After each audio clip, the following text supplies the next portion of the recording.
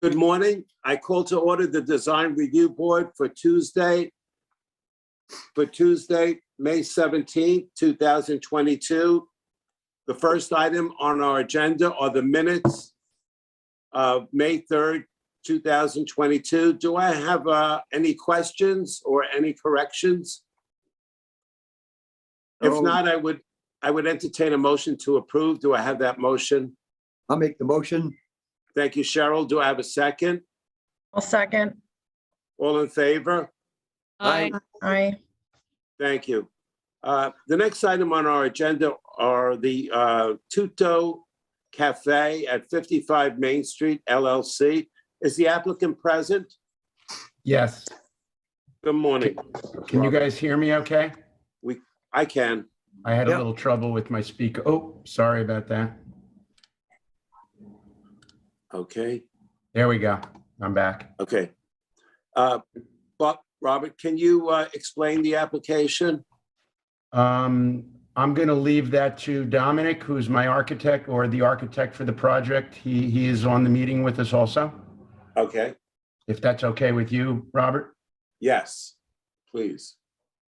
So good morning, everybody. I'm Dominic Kozerski.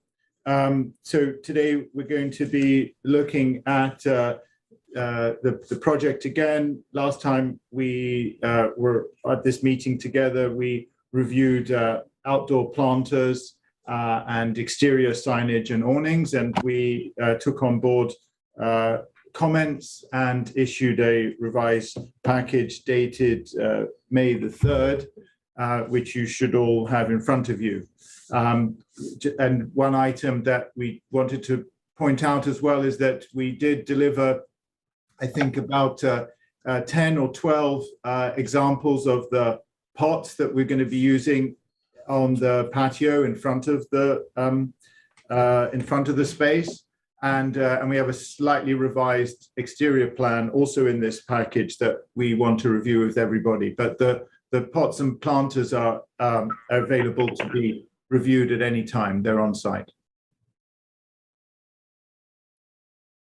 Okay, thank you. Do you want to share the screen and go through the drawings? Yes.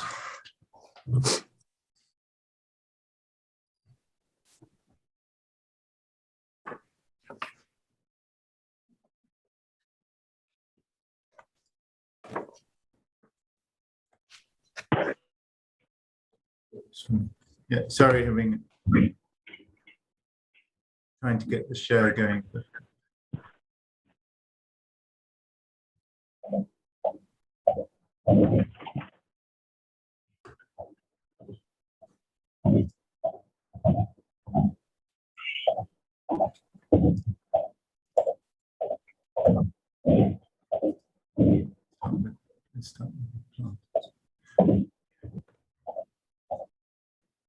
Okay.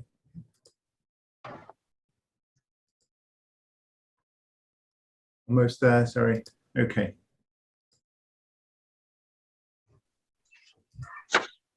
Good. Okay.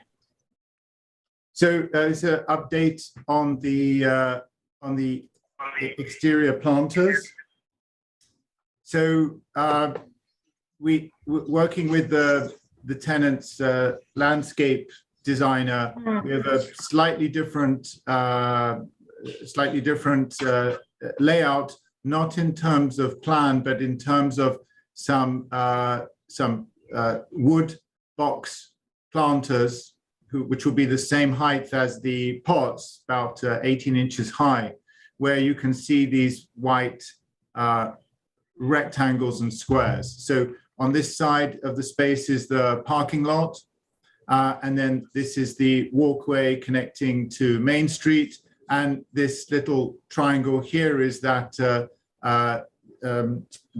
access manhole to the ejector pump. And then this we're proposing to be the main entrance up the stairs here into the space. So just to give a little bit more context as to the design.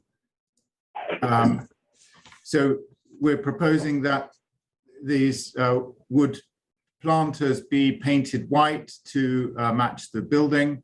You can see here the updated renderings showing the signage, and we'll get to the signage in a minute. And then we also thought that maybe best to paint the picket fence white to link it back to the building. And then the rest of the planting would be this mix of pots. So you can see in this image here, so all natural terracotta pots, different sizes and shapes here along the perimeter. And just kind of a close-up view now of the planting proposition. So in this area, number 1, number 2, and then number 3, and number 4, number 5. This is how we proposing to have that mix of plants.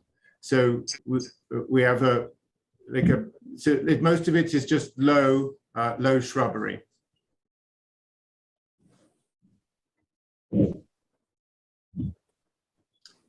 And then there was a proposal to have just a handful of lights inside the planters.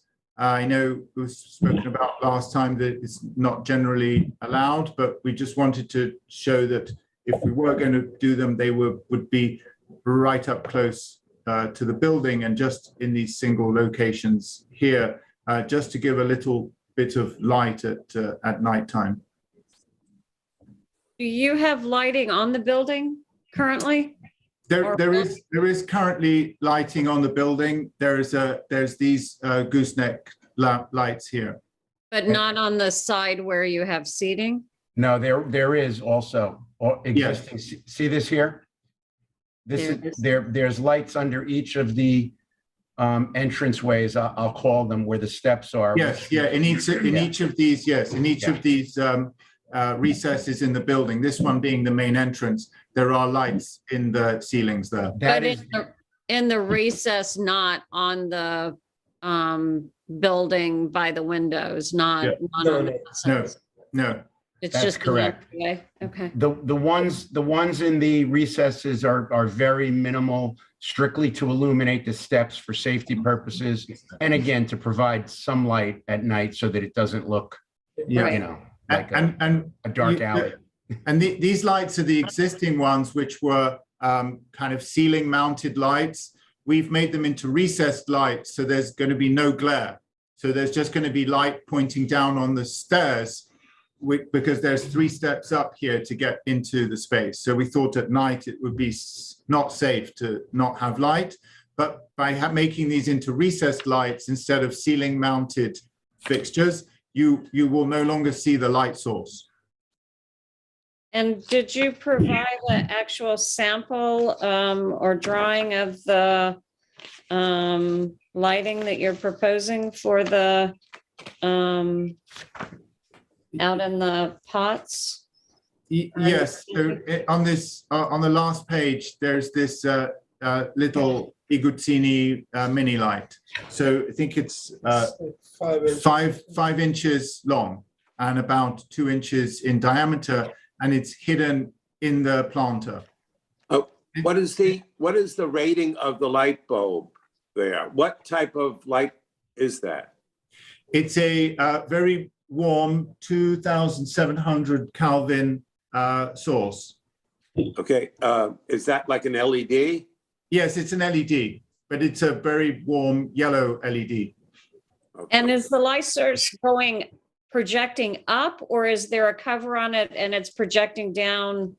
And it's going to be buried into the plants, and the idea is just to throw some light in the plants, to kind of make a sort of romantic bit of lighting in there. Yeah, it's projecting down into the pot. Yes.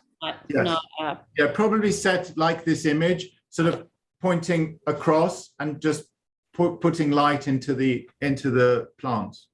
Okay, all right. So it's so now I see light fixture. It's a very, very minimal light source, like, Yeah, general we're just- landscape lighting sort of. We're just concerned that it could feel a little bit dark next to the building.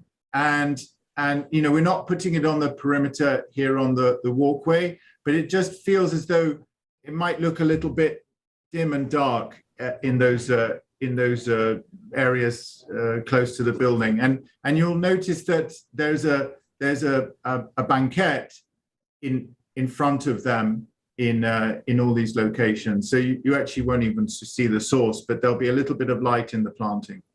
And So, okay, I good. was just going to ask what the hours for Tuto Cafe is going to be. Do you want know? me to answer that, Dominic? No, I don't know the answer to that.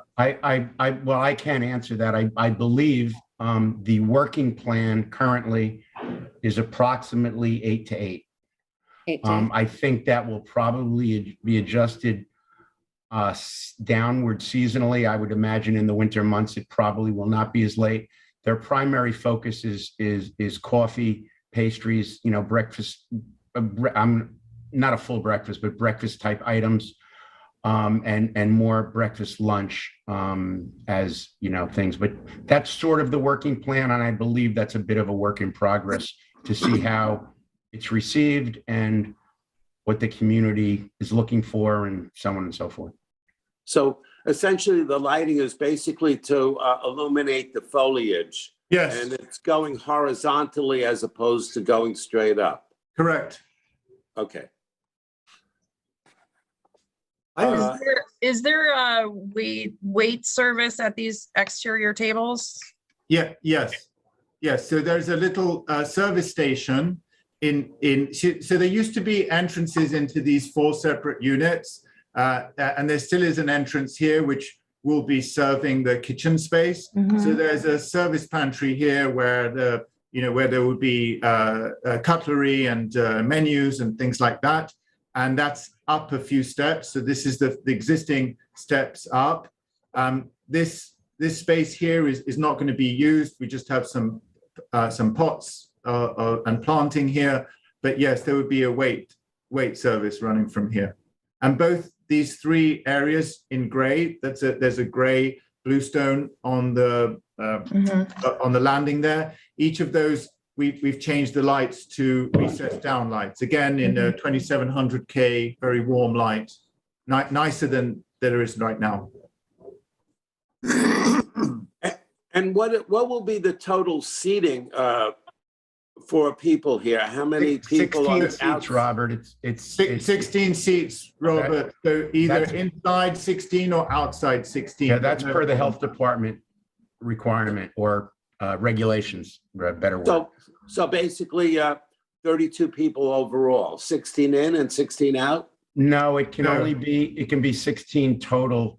Total. Okay. 8 So- in, 8 out. It looks like you have more seats than that. Yeah.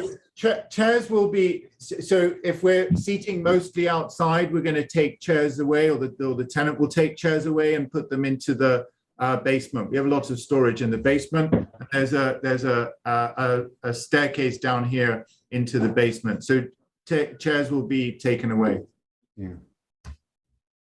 Because it looks like 16 outside, just from a quick calculation. Well, we're trying to give you a perspective of what it would look like in either situation. Yeah. Mr. Okay. Chairman? Yeah, yes. Mr. Chairman? Tom, please. Yes. Hey. Please, yes, thank you. Yeah, so I just wanted to kind of nip this in the bud a little bit here. Yes. Our code is pretty specific that there's not wait staff, so there'll be no need for this. This is for people to come in, get their items, and sit outside. I can see this already. Well, no, I can't prejudge. I just want to be clear. Cafe, no wait staff.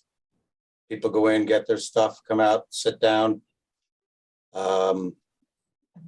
want to be sure of that. Our code is pretty specific. We are, I believe Dominic misunderstood some of that with what we've negotiated with. But yet he's presenting in a public forum here, so I. Yeah, I understand. I understand. So, I mean, I mean, Understood. the service station is for, somebody to clear the tables and bus things, that, that sort of thing. Yeah, it's not really, Not wait staff. there's no wait staff. There's no So- wait staff. We don't need to host the station. We don't need, whatever. And then also I just do want to mention that your elevations there, Dominic, aren't exactly accurate insofar as at the where the awning comes off the building. There is, obviously, as there is with any awning, the area that it rolls out from, that's not shown on that building. But I guess there was a little presumption taken and insofar as it was already installed. So clearly this is not an indication of what is in the field. Yeah, there's a box here, and Tom, you may have been explained to you, but the awning was installed by the awning company without any notification to anybody, and we've put them on notice. And if we need to remove it, I would like to have it removed. Understood. Thank you. Absolutely, Tom. No, it's not. It was definitely not. No, I didn't take it as that, but I just want to be transparent here. Yes. So, Thank you. Tom, can they have can they have people from the inside come out and bus tables, or is that? I guess that, I think that, Or do they need Somebody's to- yeah, I mean, it's a thin line there. Yeah, someone could clean up. Yeah, I think somebody can I should be able to address clean that? up a table. Can I address that? Yeah. I think specifically that is to clean up the tables. With no disrespect to anyone, we know how the general public can be sometimes. And we're trying to make a real first-class setting here.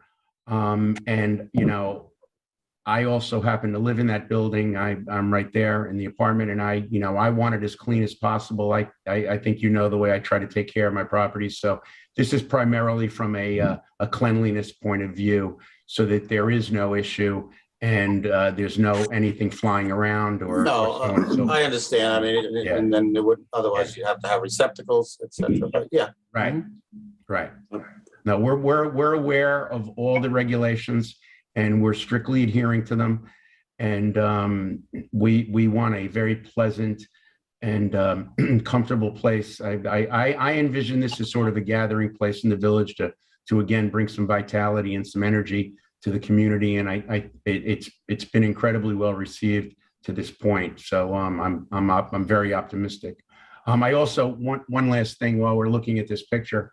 The last meeting we had, we discussed the color of that enclosure for the septic equipment. Yeah. And I agree totally with Dominic. I think painting that white to match the building would be the best overall solution. I think it will be a very consistent theme throughout and be much more attractive than strictly the weathered cedar. Yeah, we looked at it in gray in the rendering, and it just felt as though it was part of another language. And in the end, we thought maybe better to link it back to the building. Robert, will you be doing some plantings inside that or on the fence, or will it be like it is now and really you can see through and see the equipment that's in there? Ann, that's a really good question. And I've been trying to come up with what would be the best solution for that.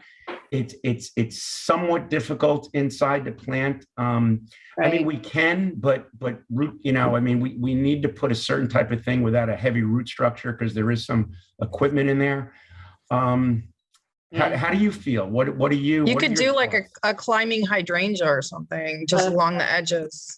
I would like to do something. I think it would be attractive. I to be quite honest with you, it while I've been focused on it, it hasn't been the main focus, and I haven't come up with what I think would be the ideal solution to this point. Yeah, Robert, clematis doesn't have a big root structure that's a climbing and flowering, and they do have clematis in white. I mean, it would just be a summer you know, it would just be something that would cover in the summer that wouldn't cover year round. I think that's a wonderful idea. And I am very open for suggestions. I readily admit that I am not a horticulturist. And I know a little bit about it, but I'm far from an expert on it.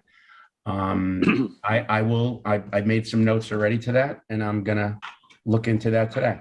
I mean, the hydrangea is really beautiful too. I mean, you can ask I'm not sure of the root structure on a climbing hydrangea, but they're quite wonderful too. So. Billy Hayjack, may I have your input on this application? Thank you. Good morning, members of the board. You'll have to excuse me, I'm a little under the weather. I think for clarity's sake, I would recommend that whatever approval the board conditioned, whatever approval is granted for this project, I would recommend that a plan be provided without the seating, because there seems to be some confusion about the number of seats and where seats are located. Plus the seating's not really within the board's jurisdiction. And I think just for clarity, it makes sense that we have plans that just don't show any seating. And secondly, I would ask that the lighting specifications, just cut sheets from the lighting manufacturer be provided that has the Kelvin, the wattage, and the direction that the lighting is going to be pointed, just for the record, so that if it changes in the future, we have a record of what was approved. And those are my only two comments. If you have any questions for me, I'd be happy to answer them. And Billy, as far as the awnings and signage, I went over the signage with Kent Howie, and it appeared to be all compliant. Okay. And then I think that the last meeting, the board's only question was the color, and I know they provided the color of the awning is a oyster. Can I make one comment on the signage? Mhm. As you can see in this picture where the Tudo Cafe signs are, these were designated spaces on this building from an approval that's probably now 20 years ago. So, these were specific and compliant, obviously. So they were designated spots on the building, those rectangular spaces there. So we're being consistent with what was previously there also. So there's nothing that really has changed other than the name and perhaps the color. And can you tell me why you chose on the awning the dark brown and on the building black? On lettering? That's a good question. Dominic? I think that's a tenant choice. So the tenant color is brown? Is that Well, their? They're doing little to-go bags and things like that are in that where the lettering is in brown.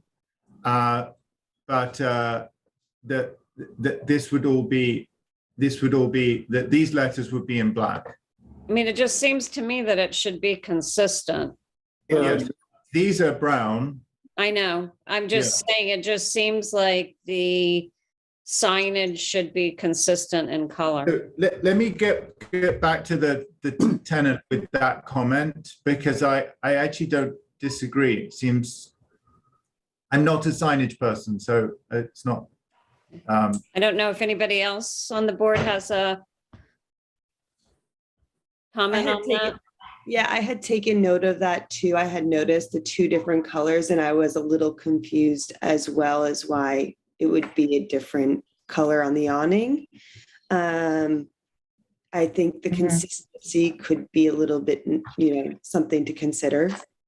It just seems like the building should be the same. If that's their corporate color, then the building should be the dark brown along with the awning, or both should be black. It should be one or the other. I would agree. What makes it confusing, I think what Anna's saying is that if you do have the black, and then you notice that the awnings are not white, the awnings are like this parchment color that we all saw, Yes. right? So then what's confusing is if you have the parchment color, the brown doesn't really go with it. Either you're going to have the brown with the parchment color, and then continue the brown on the building, or have the black and the black. Yeah, I think it's a good point, Robert. Thank you. Yeah. So I'll talk to the tenant about it, and we can in the final revised package, which will remove the seats, put the lighting, cut sheet, and everything together. We'll get to resolution on that. I would make one comment on that. While I tend to agree with what the board members have all brought up today. I understand that. I'm sort of a what's the word I'm looking for? A consistent schematic or chromatic colors. Existing awnings on the building towards the front, which were approved by this board, do have some of those disparities also, though. So it's not the only situation. Just as food for thought. But I think Dominic can speak to. I think I can talk to them about that. Yeah. It was something that just came to us from their graphic designer, and we're not party to those conversations. I mean, we gave them the rules that they could do, but we don't have anything to do with it. Okay, thank you. Tom, going back, Billy Hajek, as far as the seating, then, are we we asking the applicant to resubmit a drawing without the seating and chair? I think, I agree with Billy. That makes good sense. I will need one when it comes time for the outdoor dining permit to show no more than 16, but that could, we can save that plan for that. I'll need that. But again, like Billy said, the outdoor dining, I don't believe is before your board, Robert. So I mean, a quick count, I had 17 there because you have two people sitting at, it looked like, I don't know. But we'll get it right. And Bob always Bob gets me whatever I need. So I'm not concerned there. Would the outdoor seating affect the planters then? The planter application then? No, we don't expect it. The planters are effectively acting as a property, barrier. And in fact, I can't remember which one of the board members mentioned it last time, but even thought that the idea for the rectangular box, so as I'm looking at the screen out to the left from the parking lot, acts as, that one right there, acts as a barrier for just general foot traffic, because we already have the walkway. So it's strictly a border for the property line, and instead of a permanent structure, fence or wall or anything like that, of course. Did I answer that question? Yes. Yes. Okay. So then, following the advice of Tom and Billy Hajek, why don't we go ahead and have the applicant resubmit the drawings without the tables and without the chairs? And today we could go ahead and approve the planters and the plantings and the awning. As far as the color, do you want to come back and tell us what the color will be? For the signage, yes. Yes. Yes, absolutely. Can I ask one question? Yes, we will get the color on the signage correct. The awnings themselves, are we good there? Tom, the awnings, how are you with the awnings as far as the height and the, what is your input on that? Yeah, I don't really have a, objection. It appears to be code compliant. They have to be Okay. 6 off the ground. Yes, sir. Correct, Cheryl, yes. 6 feet 7 inches, am I correct? Something like that, or? Correct, 6, 7, and I believe the earlier plans did demonstrate that. And I think you have it on another page. I think Dominic. I think it's 7'6". 7'6", yes. 7'6". Yes. We're gonna verify that as well. We're gonna verify it in the field as well. I believe we're well. Yes, well yeah, above that. yeah, we're well above that. Yeah.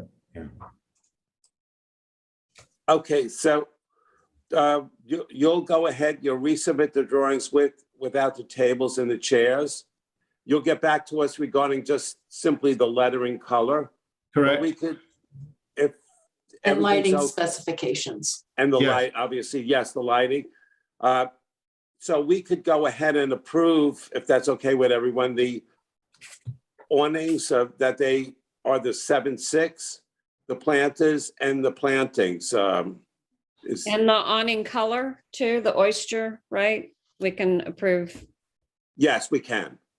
Okay, I think the choice for the applicant, whether it wants to be black or brown, I think is, you could let us, the board know that. Absolutely. That's not a hard choice. I'm going to get on the phone right after this meeting and Okay. and explain that to the tenant, and I'm sure we'll have an answer within the day. I will also do some investigation for potential plantings within that equipment enclosure, I'm going to call it, to have that for you for the next meeting also. Yeah, I think Amy made an excellent choice. Those white, they come in different colors, but they're very attractive, that grow like we have at Main Beach. What can you tell me the names?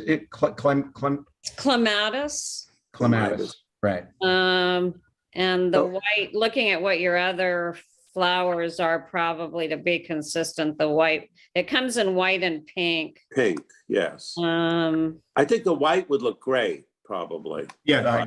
I tend to agree. Okay, so I think that's a very nice idea, and Yep. that's very nice. And Dominic, can you pass that along to the? Yeah, I'm going to, exactly. That's another thing I'm making for my tenant phone call Yeah. right now. I'm Okay. going to tell Thank you. them to tell their landscaper to. Yeah, to be consistent with one person handling the whole thing, it makes. Yeah, more yeah, sense. yeah. And I think it should be that guy. Yeah.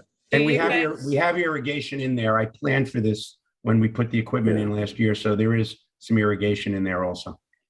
I just want to take this opportunity to thank the applicant, because you really put a lot of work and effort into this, and it really does look quite nice. Well, Robert, I appreciate you saying that. And while the people that I've chosen to be the tenants here, they have, and they have other places in the Hamptons, they have impeccable taste. But this has been sort of a labor of love for me. And it's something that it was almost like, I look at this as like try to be a gift to the community, because I really do think it's going to be an interesting little gathering place, much like you see people sitting outside of Starbucks in the morning. And I think it will be a nice addition to our community going forward. And that's certainly my intention. Okay, thank you, Robert. Well, thank you. Okay, so may I then maybe we take a vote we're going to approve the awnings, the planters and the plantings, and the applicant will then resubmit the drawings with it and without the tables and chairs, without them, rather. Okay, may I have a motion to approve? I'll make a the motion. Awnings, okay, and planters. Do I have a second? I'll second. Thank you, and all in favor? Aye. Aye. Okay, thank you. I just want to thank you all. It's a very nice discussion. Thank you. Thank you. It's very nice. Thank you all. Have a nice Thank you. day. Thank you. Splendid job. Thank you. Thank you. Bye-bye. Okay, the next application here is for the Gucci 17 Newtown Lane. Is the applicant present? Hi, good morning. This is Anna. How are you? Good morning, Anna. Good morning. Can you explain what you'd like to do there, please? Okay, so I noticed that when I received the invite yesterday, it was talking about the awning. That's something that one of the corporate team members is going to have to revisit and get on another call because I don't have the correct verbiage, and I'm not really sure what it is that they want with the awning. I know very little. I know that We doing have a- someone here for that. Oh, fantastic. I wasn't sure. I know I emailed somebody last night and I didn't get anyone. So they can speak about the awning and I can speak about the planters. Yes. Oh, okay, great. Fantastic. So Okay. last year when we opened, we had 6 planters throughout the summer. They were greenery, and what we ended up doing was bringing the planters inside the store. They're in these beautiful blue planters, and we didn't want to obviously get rid of them, so we ended up bringing them inside the Gucci store. They will be taken care of every Monday morning. So there's nothing that is changing from last year. We do have 2 steps in front of the store, so it's just adding the planters, that exact same planters with the exact same foliage outside of the store for this season. Okay, and your personnel for the awning, who is Yes. making the Hi, good morning. presentation? Oh, good Hi, Rob. morning. Good morning. My name is Carol Duffy. I'm with East End Awning. Hi. Hi. So we had done the original awning for Gucci last year. That is that solid green. Yeah. Beautiful. They are doing a collaboration right now, and we've asked for permission to put in this temporary 3-week awning that we submitted the design for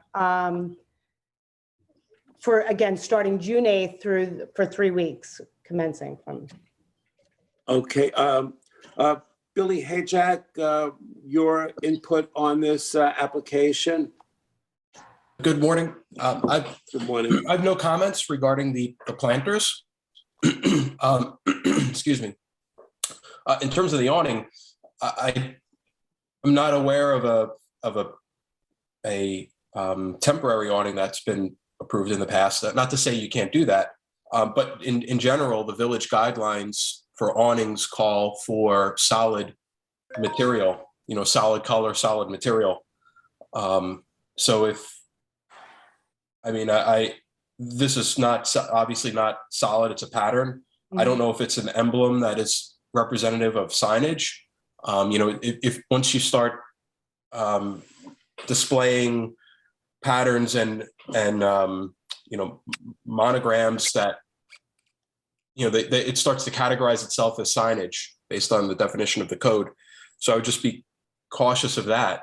But I don't know, if the board has discretion to allow it for a limited period of time to see how it goes. I don't know. I think that's sort of a board question. Tom Parado, what is your input?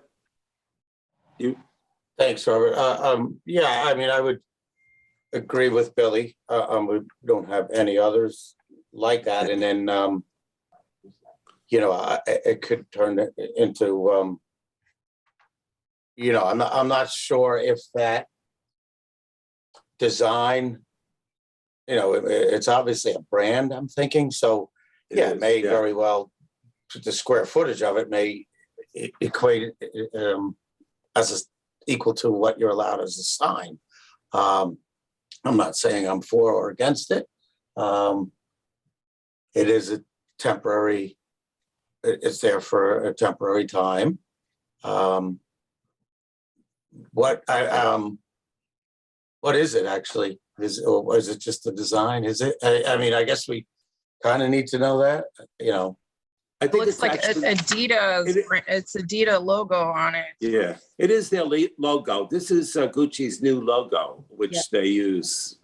The applicant? Do you know that this is the Gucci logo? Yes, it's a. Okay. Because the code is pretty, specific on just a one-line Logo. lettering. So, I don't know if Lisa wants to opine or I'm not really sure where to go exactly. Lisa, what is your opinion on this?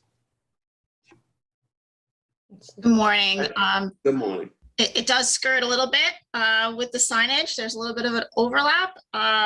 So I think it's a bit of a novel issue for the board, in my understanding.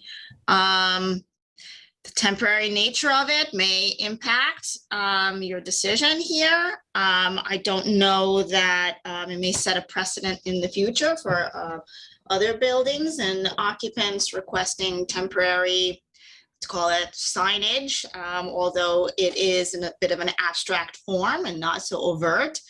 I don't know if there's any square answer in the code to address it, so. Thank you. Lisa, I think that's an Thanks, Lisa. excellent Nicely put. analysis. Yes, nicely Yes, put. I agree. Well, my personal opinion is, I don't think it's a great idea to start a precedent because we will down the road have other applications or other applicants requesting the same thing. And then it's going to be a high maintenance patrol for people to say, okay, your 2 months is over, your 3 months is over, the summer's over, but the awning is still there. And then I didn't really get a chance to speak to the awning company. The headquarters didn't finally figure out what we want to use again. And I just think that's an avenue that we don't want to go to. What is the opinion of my board members? Amy, do you? You know, Robert, I kind of understand where you're coming from with thinking, you know, we don't want to set this precedence with it. I kind of agree that, you know, 3 weeks could turn into 6 weeks and then the whole season. Right. So I feel the same way about it. You know, a temporary awning with a pattern like that would probably Thank you.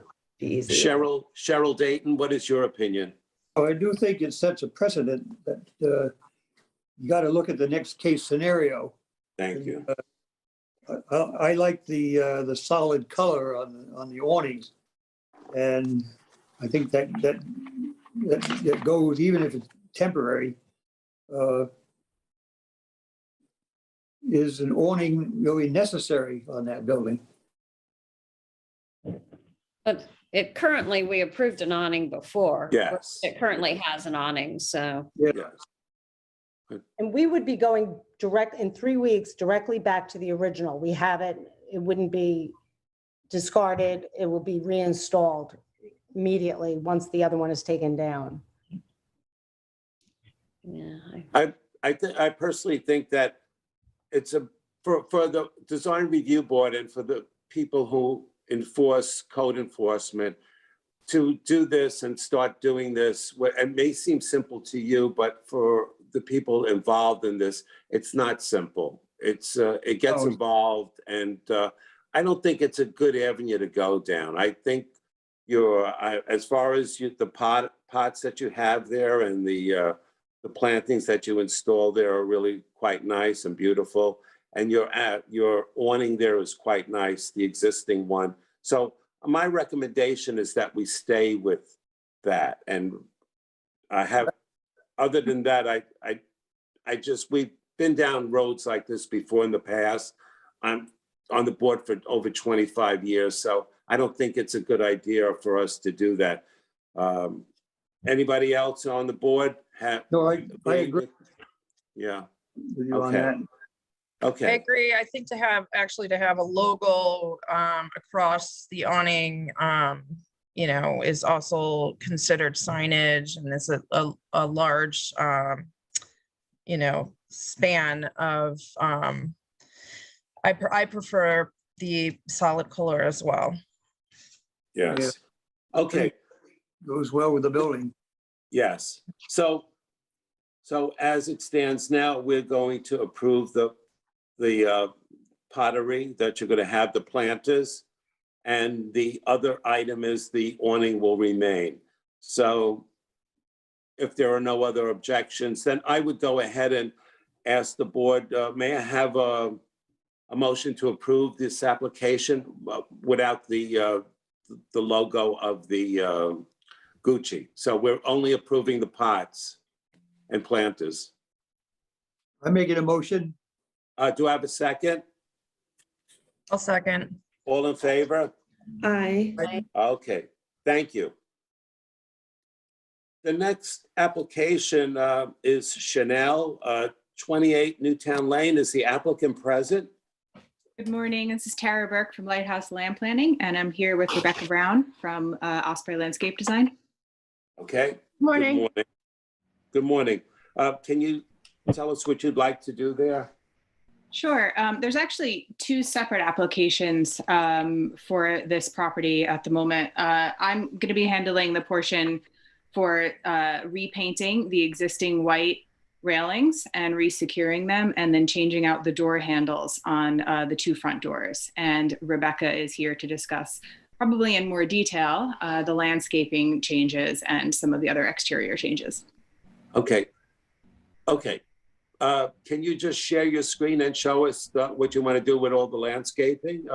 And you want to show us your, whatever you have there? Sure, Rebecca, do you want to do that part, or to do it? Can you do it? Sure, yeah. Just because I'm Sure. not as Let's see. up to date on that as you are. Well, let's see, that's to be determined. Okay. All right. Can you guys see my screen? Yes. Yes. Okay, so do you want this one, Rebecca? Or do you want the color one? Let's start with the colored one with the plants on it. Yeah, thank you. All right. Is that good, or do you want? Yep. Okay. For right now, that's I think okay. So in terms of scope of work, we'll start with the front, Newtown Lane. We are keeping the bed size current. We're not changing the metal edging. We're just cleaning out the beds and proposing new plantings. And then we are going to propose sod cut existing lawn and just replace it with new sod. And even, and the strip along the brick walk between the 2 buildings. All grass would be replaced as is in the front. I had sent in a revision on Friday. It's kind of, in a fluid kind of process just in our industry with what plant materials available, and then also what Chanel wants based on site visits, and then the group of people that are making decisions. So the front would be currently where we proposed a hedge, basically, and an ilex swivel. On the inside, a white blooming nepeta. The existing bed around the small sign and the light post, there's boxwood there. We're taking that out, but we would just do the perennial white. We're trying to just keep it simple and white, and hence the hydrangeas around the building. To give it a very inviting, cozy feel. They gave me a list of wants. So they want, and I just been putting it out there as, wouldn't say not in the vernacular of the village, but the brick pathway and in the front, they would like the opportunity to basically whitewash that. So it looks like that brick that's been painted and seasoned, shall we say. Would not apply that to the brick pathway running between the buildings from the Newtown Lane to the back parking lot. That would just be in the front. If we don't keep the exact lighting fixtures that run along the front pathway, they would be similar to what is already there, keeping the current uplighting that is on either sides pointing up towards the building. They did request the possibility of hanging baskets off the front. And in the front, that's basically it in terms of any major change. Running on the west side of the building, along the hardware store. The second story, the windows that are, that look out, overlook the first story roof line of Sam's and all of the storefronts. So it's not exactly something ideal to look at. And the side of the building of the hardware store is, there's plywood on the side of the building. It hasn't been repainted in years. So we're trying to come up with something that would be aesthetically pleasing to be looking out on the west side for those first story and second story windows. So the precedent is there for the bamboo, and we would propose planting a line of bamboo with a root barrier completely circling it, for a clumping bamboo, Fregesia, in that section that runs from on the west side that's currently all stone. So we would do a 2-foot bed for section number 3. Yeah, thank you, area number 3. And then that leads us into the backyard. The proposal is currently there's all that gravel. We would take that out and plant sod. The beds, again, all the beds are going to remain. We'll probably make the beds along the green giants a little wider to plant hydrangeas, but we're adding all of that lawn. There is the proposal to they'd like to have some Adirondack chairs and some pavers as a place to sit. Now that we're taking all the gravel away, they'd like to be able to have some seating back there, and an umbrella. So I have it represented as bluestone in grass with 5-inch joints. It would be roughly a 12 by 14, 14 by 14. Again, that's still a fluid situation for a number of reasons, supply chain, as well as choice in terms of the group of people that I have to deal with in all over the world and all over the country. It's just kind of a fluid thing. So it would be, if it wasn't in 5-inch joints in the lawn, it would be a patio in sand, just with some bluestone dust. But again, roughly 4 Adirondack chairs, side tables, and an umbrella. We are taking out all of the current plantings that are on the northwest side and replacing that with a new planting. Other than that, do you have any questions for me? On that bamboo, isn't that an invasive plant?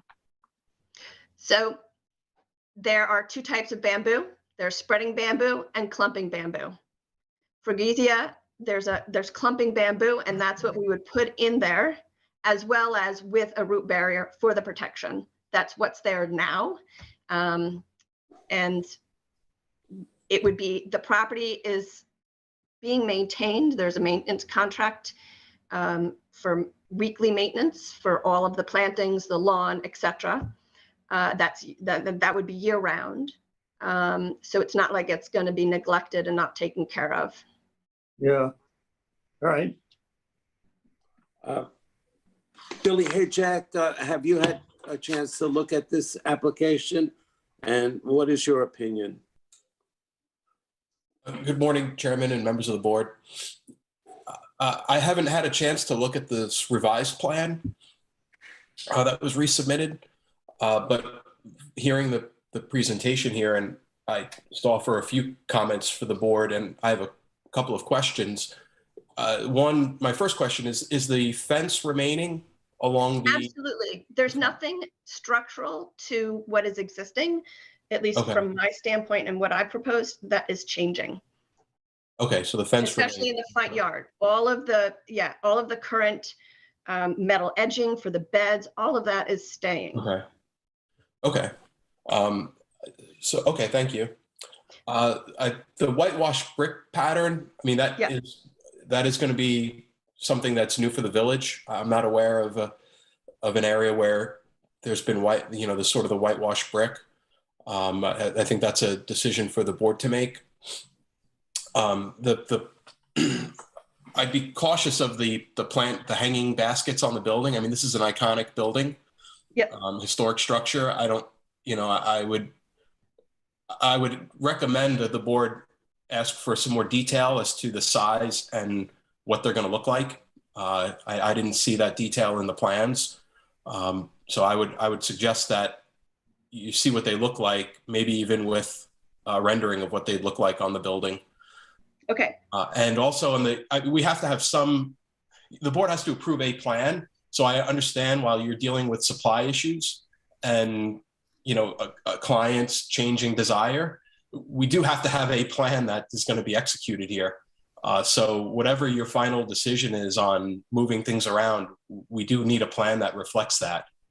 so the revision is simply in the front specifically, instead of hydrangeas along the existing, in the existing beds on the inside of the fence, it would be an Ilex Schwalbe kept at just 3 foot to create that hedge look with a white nepeta, which is a perennial, on the inside of the bed. And so that's the only change from what was submitted to what the revision was. The rest of the planting against the building remains. And in the back. I'm talking more about the patio in the back.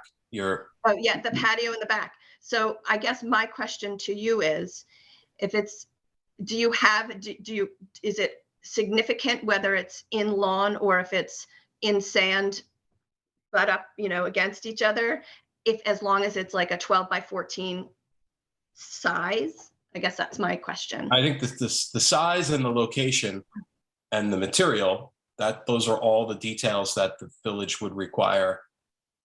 We know. Even though the whole backyard currently is gravel? Yes, it's pervious gravel right now. Right. That's So what considered we'd be pervious proposing material. is a pervious small patio. Okay. Yeah.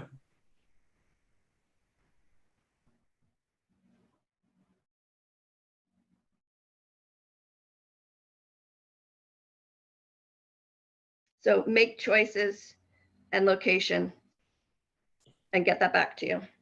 Yeah. Let him. Okay.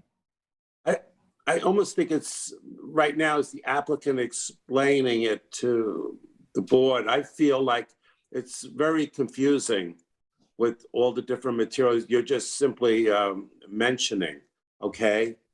And What materials specifically, plant materials or hardscape materials? Well, what you want to do, the hardscape and everything, I think that's confusing. And you also mentioned that you'd like to somehow change light fixtures that you think might not work. And the board doesn't approve any or allow the applicant to simply change light fixtures that they feel, all that has to be submitted. Like what light fixtures you're going to use. It doesn't matter. I understand that. We'll just keep what's there or we won't have light fixtures. Okay, and also another thing, as far as again, this would be a bad precedent to simply go ahead and whitewash the brick walkway. There's a parallel brick walkway that runs from Newtown Lane to the parking lot, which is the village, and to have a parallel walkway that's simply painted white, is not, I don't feel a good idea. If anybody else disagrees, let me know. But I think the brick walkway, which is red brick, should remain as such and not painted white. I don't think the paint would last at all on the And brick. it won't last, no. And it's gonna go in disarray. And then I just think it's not a good idea at I all. think I'd leave it natural. Absolutely. Anybody else on this application? Anne, what is your opinion about the application? I'm in agreement on the brick, and I think it's a good idea if they want to do the hanging baskets, that we really need to see what that, Absolutely. we need a Yeah. rendering. You need to see brackets. I have a rendering. I can get brackets. Again, it's just an option that they put out there. If it's a no, it's a no. If it's a yes, I can give you more information. Absolutely. I mean, I don't think we can get to yes without seeing it. And I think it's more consistent in the village to have pots and, potted plants at grade level versus having the hanging basket on any of the buildings.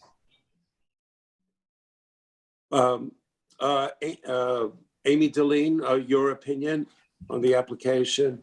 I agree with the board members about the brick. I think it should stay natural, especially with that brick walkway on the side. I think that's same. And I would like to review the baskets as well, if that's something that they want to propose. But that's about it. How are the board members with the plantings? What is your opinion of the plantings? Amy? Oh, Cheryl, go ahead. I'm sorry. I think it's well planned out. I think that'll bring a lot of beauty to the building and the air in the around surrounding area. On those hanging baskets, you have a metal bracket. How far out do those baskets going to protrude? They traditionally are 18 inches. 18 So, and I've looked at them. I would get the specs for obviously what they would look like, most likely wrought iron, and what the brackets and distance, and then essentially also the size of the hanging basket itself. Yeah, that would be good. Okay. Okay. Yeah, it seems like the plantings will, it seems like the plan for the plantings, it seems like it will enhance a lot of the landscape, you know. Yeah. Well, honestly, that's what Chanel was looking for. They're looking for a very inviting, even the word cozy was mentioned in terms of what they're, you know, they want the site to really feel like when you enter and when you pass by, and they want it to complement what the village requirements are and the village. The hanging baskets, you know, I was on the site with some of the members of the team, and once they were in the site, actually walking through the front, you know, going up the steps, walking through the front arch, you know, there was that, it's those questions of, wow, do we really want hanging baskets at that size with hydrangeas that are going to be at that 52-inch just under the, you know, the windows? Is it really necessary? So we are having all of those conversations. And again, it's the wish list of let's put it out there and see what's viable, what's not viable, for the board to, you know, approve. Do we have baskets on any buildings and the hanging baskets off of any buildings? I know that we did lampposts. Yeah. You have huge lampposts. Yeah. Well, the lampposts in the village look fantastic. So that definitely is excellent. However, I don't think that we should approve any hanging baskets until we know exactly what it is. Yep. And we have a sketch and drawings of it. So I don't want to belabor the point. That simply, that I don't think is, if you want to do that, then make an application for the hanging baskets and the material, what they look like. Absolutely. A little detail sketching. And the other thing is the hardscape that you want to do. Unless somebody else has any idea, I think that should be just resubmitted, that area there, and explained, you know, the with the drawing. Yes. In the back. Yes, okay. In the back, yes. Why don't you resubmit that? Because it's sort of vague right now. I find it vague. Does anybody agree or disagree? Yeah, I agree with you on that. Yeah. Okay. So as far as the plantings, I have no problem with the plantings. Does anybody else? Excuse me, Robert. It's Tom. Tom. Yeah, I'm sorry. I didn't mean to interrupt, and thank you. I'd be remiss if I weren't to bring up our fairly recently adopted property maintenance code. Okay. Whereas it speaks specifically to bamboo, and even more specifically to certain Latin names. I see here there's the Forgacia.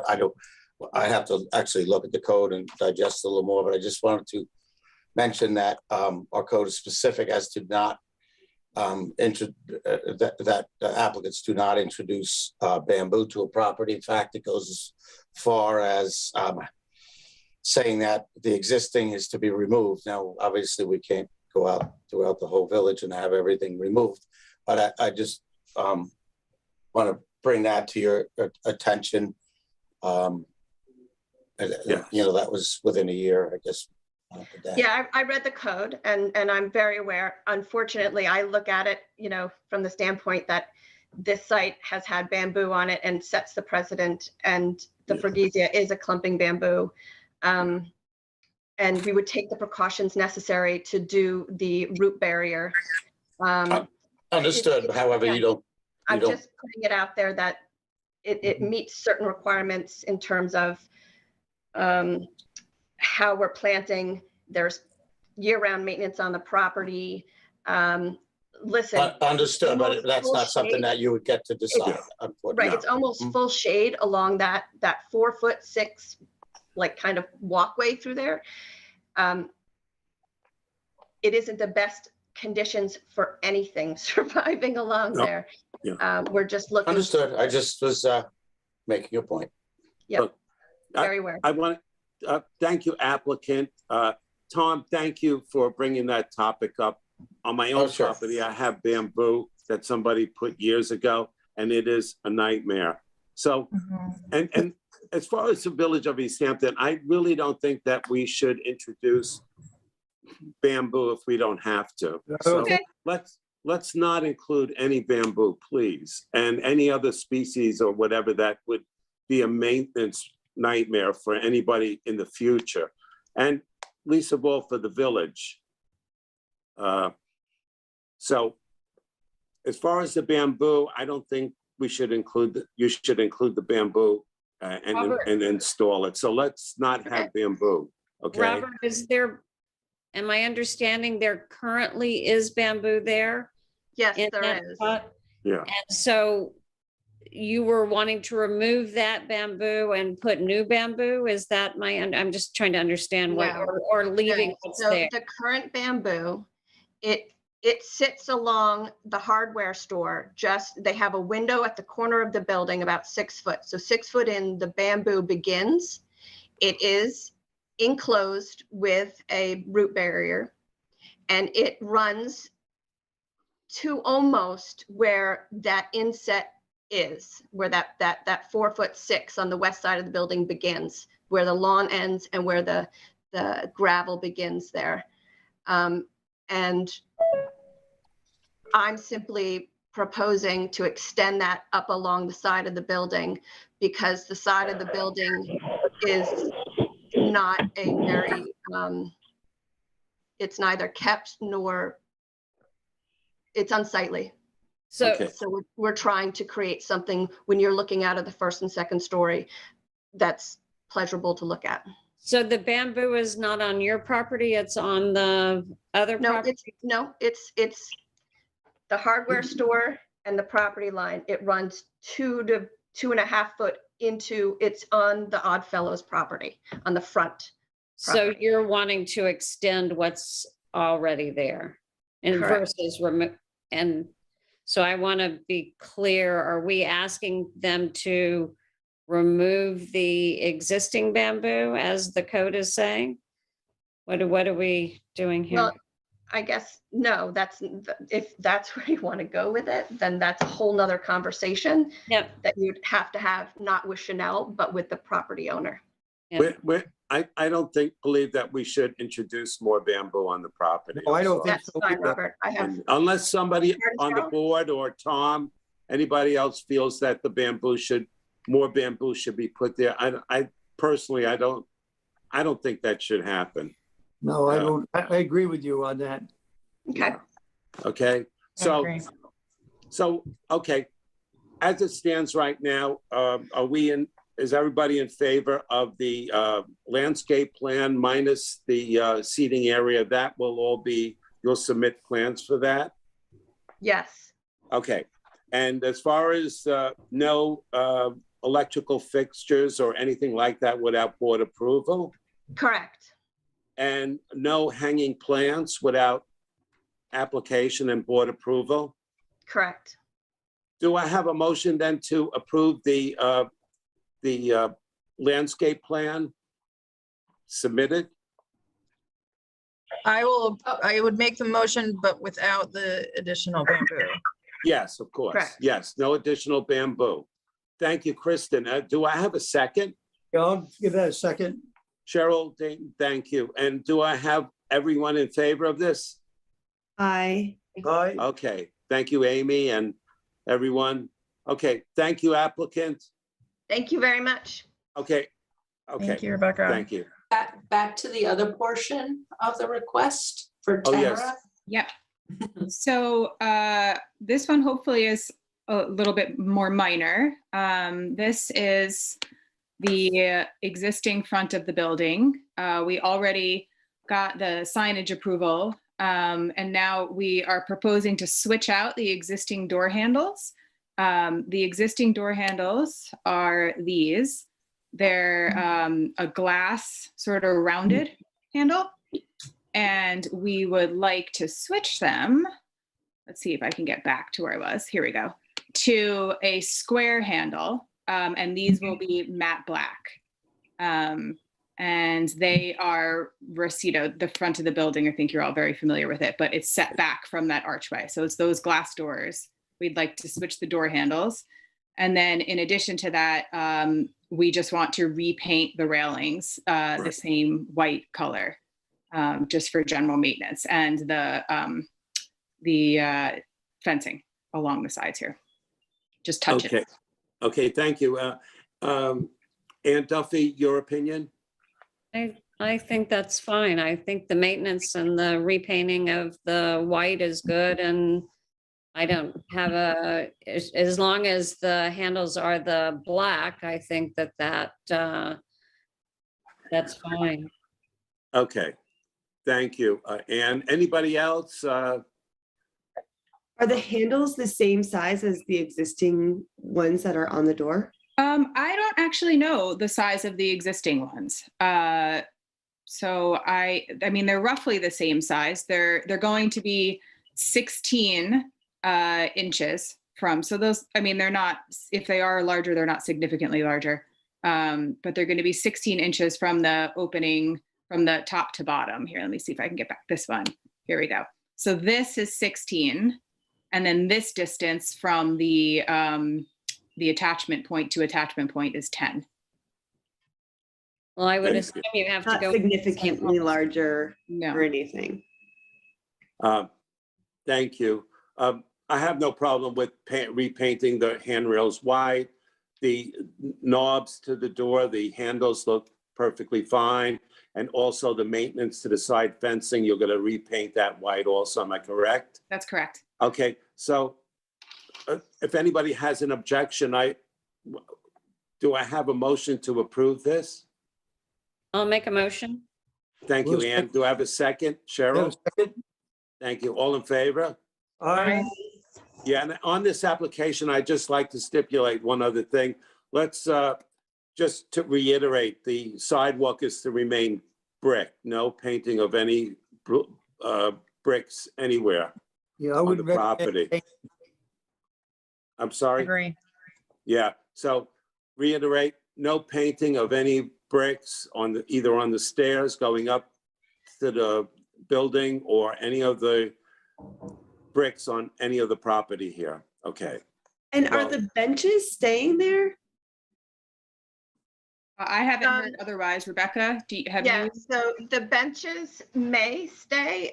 It's kind of a gift from the previous owner. The only difference would be, they're currently cedar. They would like them to be white. And I don't know if that's really something that we need approval for, seeing that they're existing and then we just do white. They're definitely getting power washed and sprayed. They've got lichen growing on them and they're just all out, haven't been maintained. So they're getting cleaned up. So. Why don't we do something like this? Why don't you power wash them? And if you want them painted white, when you put in your other application, you could just include it. Okay? Okay. How's that? Understood. Thank you. Okay.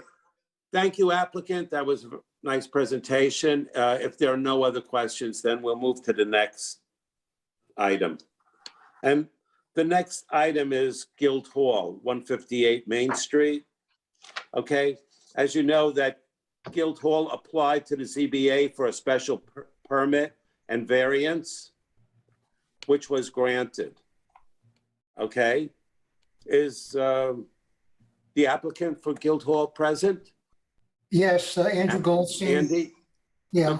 Good day. Howard. As you probably know, this board granted a Guild Hall preliminary approval some weeks or even months ago, and we're here for our certificate of appropriateness. Peter Penoyer and Andrea Grover are here. Peter will make a presentation with regard to the exterior renovation of the building, which the details of which have not changed since the preliminary approval. And I just, as a matter of clarification, anticipating, in light of the comments that I've seen to the application, that the board's jurisdiction really extends only to the exterior of the building and not to the interior of the building. If the chairman wishes, he may consult village council on that. We've submitted a lighting plan, and I also believe that we've submitted a landscaping plan. So if I could call on Peter to address the board. Yes, thank you, Andy. We're pleased to be back before you to give you a brief presentation of our intended exterior restoration of the building. Overall, just to remind, our concept is to bring this back to the original architecture of Amar Embry, restoring each facade while improving accessibility to the site. So what you are looking at here is a view that shows that we are removing the non-original storefront aluminum doors and transoms. The transoms, by the way, have a lot of signage in them now. All of that will be gone so that you can look into the building as was originally intended and see the fine detail as you go into the lobby. Other measures are taken, replacing the windows with which matching original, but they will be insulated. And generally taking care of any areas of brick that need attention, and bringing the building back to essentially its original appearance. I do have a lighting plan if you want to look at that, but all the lighting will be dark sky compliant. And there are really two parts of the lighting. I'd say some of it where there are egress doors from the building is required by code for safety. There will be very, very low level lighting to bring the facade out a little bit more, facing Main Street. And then Ed Hollander, the landscape architecture firm, has placed some very, very subtle lighting in some of the plantings. Starting at Pond View, that whole parking area, which is frankly a mess now and has no definition between the street and the pavement, is going to be better organized. The overall curb cut, I wouldn't even call it a curb cut now, it's just a sort of slope into the street, will be defined. Trees are added, grass borders are added, and a proper accessible entrance to the building with well-marked disabled spaces, parking spaces will be placed in an appropriate location. The pathway to the front of the building will be better defined, both for safety and for aesthetics, and trees will be added. By the way, I'm not the landscape architect, but one of the principal goals of the landscape plan is to green the site more than it is now, but also do in a way that's sustainable, using, for example, native fescue grasses in place of the grass that you see a lot in this neighborhood, which requires the maintenance, which is not ideal and requires a lot of irrigation. So that's part of the plan. Along Main Street, you will notice that we do have a relatively narrow light well that will be completely obscured behind hedges that provides much needed light and air to the offices in the basement. Right now, those offices are very cramped and unpleasant. And it also provides an additional egress from the basement offices, which we feel is important. At the front of the building, you see that there are 2 pea gravel areas. Those are going to have limited tables, limited seating, which will be removed when subject to all the conditions of the ZBA determination of May 13th. And we think that will make a really lovely entrance to the building. On the Dunemere Lane side, there's really no change visible to the street at all. What's going on in the garden is screened by the existing hedge and some additional planting. As at all the entrances to the building, we're looking at accessibility. So we're adding a small ramp, which creates accessibility to the Minnekes Garden. Again, this is not visible from the street, but it does provide accessibility both from the theater exit and also from the gallery, which we think is an important improvement. At the back of the building, there is currently, honestly, a hodgepodge of storage solutions, tarps, equipment, and it's at present quite unsightly. All of that is being reorganized and placed in a small, low-profile shed, which will not be visible from any public place or the adjacent properties because it's completely shielded by a hedge. And that shed and those uses have been approved in the same May 13th determination. So the only modification to the building that I should mention is really not a modification, but a restoration of one of the great features of Amar Embry's design, which is that the main roof over the galleries has skylights, which are not visible from the street or any public way, as they're facing on the east side of the building. And we're actually installing those in the original framing, so we're actually not even modifying the roof framing. It is simply an original feature which is being restored. I know we're not talking about the inside of the building, but any changes are not, again, changing the exterior. For example, the chimney remains, even though it won't function. Obviously, you don't have fires going in a museum, but the chimney will remain. So the building will really look very close to what it looked like the day Guildhall opened for Main Street. Thank you. Thank you. Peter, I noticed on the front of the building, as you move towards the windmill, a little before the sculpture, there's like a nest of electrical wires or something coming out of where the roof line is down. Will those sort of be removed or put underground? Yes, so all of that will be cleaned up.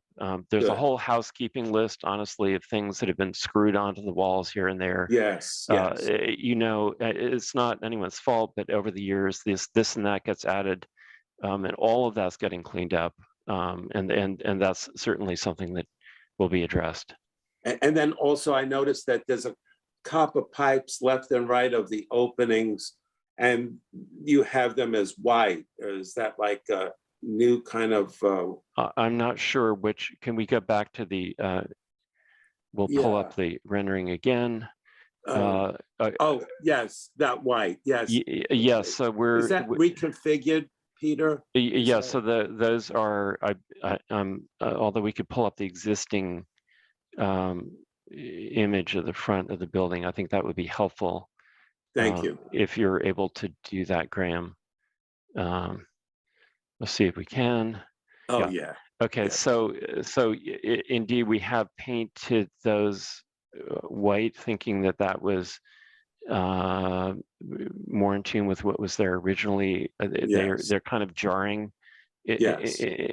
So we just felt that it became calmer, and I'm glad we pulled this up because you see these aluminum doors, which really wouldn't even be accepted on a store these days. So, yeah. Yeah, no, I just have to say the rendering and the detailing that you put into the drawing is really gorgeous, and it really it makes Guildhall look like it was from the very beginning. Thank you. Much more enhanced. Are those leader pipes for the gutter, Correct. for the drainage? Yes, I think you've got to have those. absolutely. Yes. White, I think that would look a lot better. Yeah. On the new drawing, it is there, Cheryl. Yeah. Yeah. On the new, if you take a look at the new facade. Mr. Chairman, when you're ready, I think there's a caller. Oh, okay, sure. Yes, yes, there, Cheryl, you could see the elevation there. Yeah. It shows the Yeah. drain, It which looks is a lot better. beautifully. It blends in with the building. It's quite beautiful. Yes, may we have the caller, please? Sure. Caller ending with 4664. You're on the air.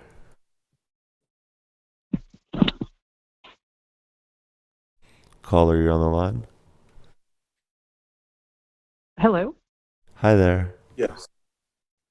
Hi. I would like to see Can the comments of excuse the. me, can you introduce yourself, please, to the board?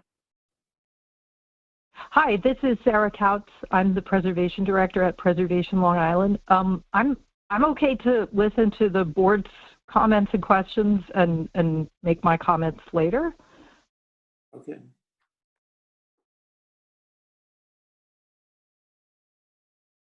I'm just interested in hearing what you all have to say before I speak. Hello? I'm sorry. So this is your opportunity. You won't get it.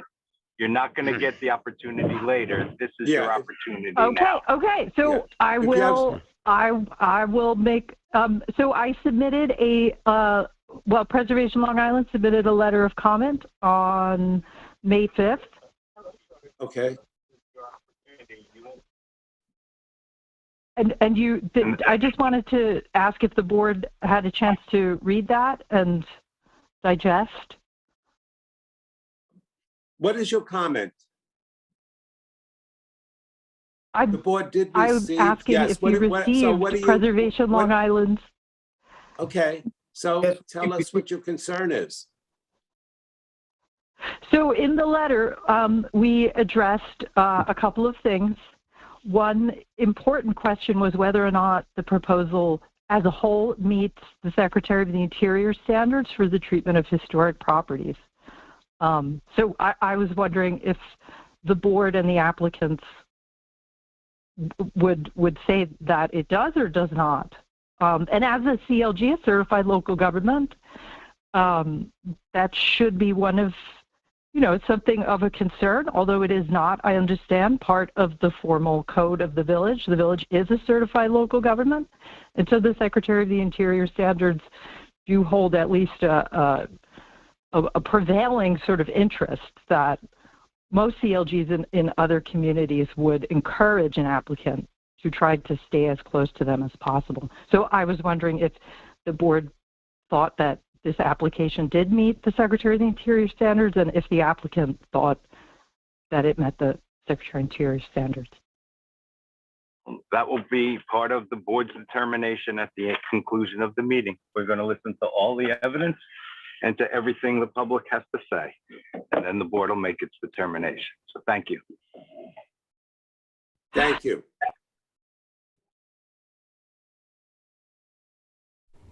Okay. All right. I believe we're Thank you. talking about the exterior and how it relates to standards for the exterior, correct, in this meeting? It's just That's the only thing that the board has jurisdiction over. That's correct. Yes, not the interior. So, okay. Peter Panoia, can you continue with your Yes. presentation? Thank you. Let's go back to the site plan. Yes, thank you, Peter. Yeah, so I think that that basically summarizes everything that we're doing to the building, which is, you know, there are no additions. As I said, the only changes are the light well and the shed. And I think that other than that, you know, I think that sums up our approach. Thank you, Peter. So Billy, Peter, I have a question. In looking at the exterior, it seems that you're taking it back to the original. Is there any modification that you're doing besides the shed in the back that is on the exterior that is new to the building and not taking it back to the original? No, there are absolutely no new design elements, whatever, on the facade.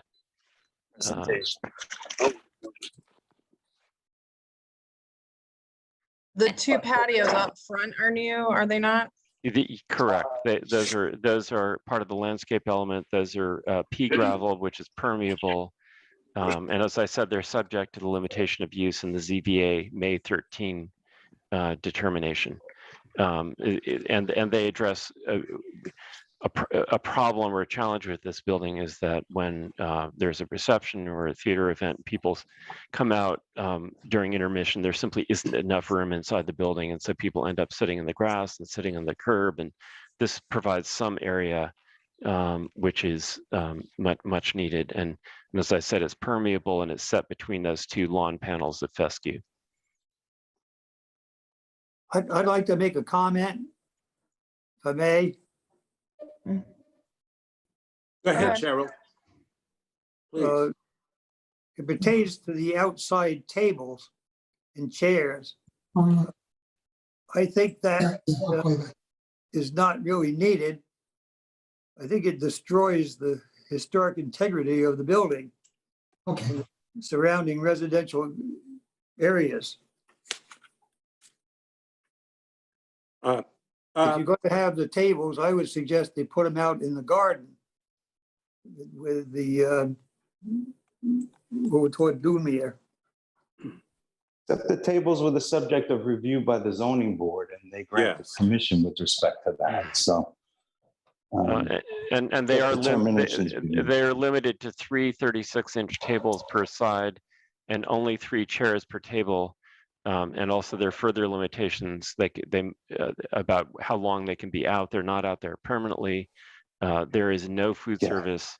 So the ZBA shared your concerns and really limited the quantity and use. Right, and they were only allowed to stay out during certain hours. For example, they can't stay out past an hour past the performance. Et cetera. And so there were some very strict limitations. The tables themselves were approved, but with very strict limitations. And they're also subject to an annual permit from the building department. Correct. That is absolutely correct. Are they going to serve alcohol at those tables? They're not serving. There's no wait service, Cheryl. There's no service. No, there's no wait service at all. All right, very good. And Cheryl, may I also add to your comment, since we're all becoming more elderly, the chairs and tables are sort of necessary for the older people in the village to, if they're tired, they could sit down before performances. Thank you. Daryl excluded. Because they're getting older. Unless you bring portable chairs, Cheryl. We're already there. We're there.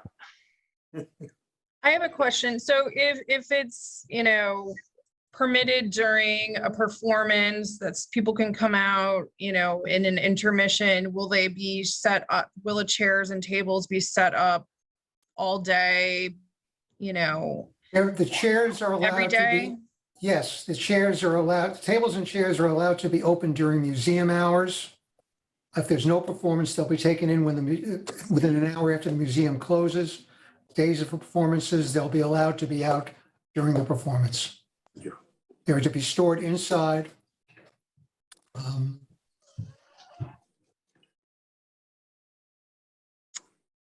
I would tend to agree with Cheryl that it's approved by the zoning board, but I don't particularly care for the patio tables and chairs myself, but I guess it's already approved. I think they would have looked that over.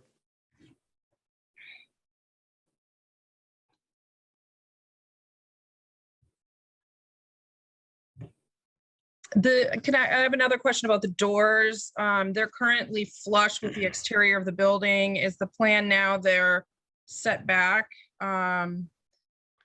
So there are two sets of doors. They're the aluminum doors and then the inner door. So we are reducing it to simply one set of inner doors, and the inner doors are better for accessibility.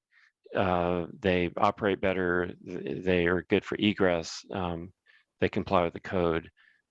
So you're removing the exterior metal doors, and are the interior doors wood on this? They are a brown color, bronze, and they're very. I would say that this is exactly what the Secretary of Interior guidelines would require us to do in this case, because they don't look like exactly what might have been historically. They're simpler, and that's exactly what the Secretary of Interior's guidelines encourages. But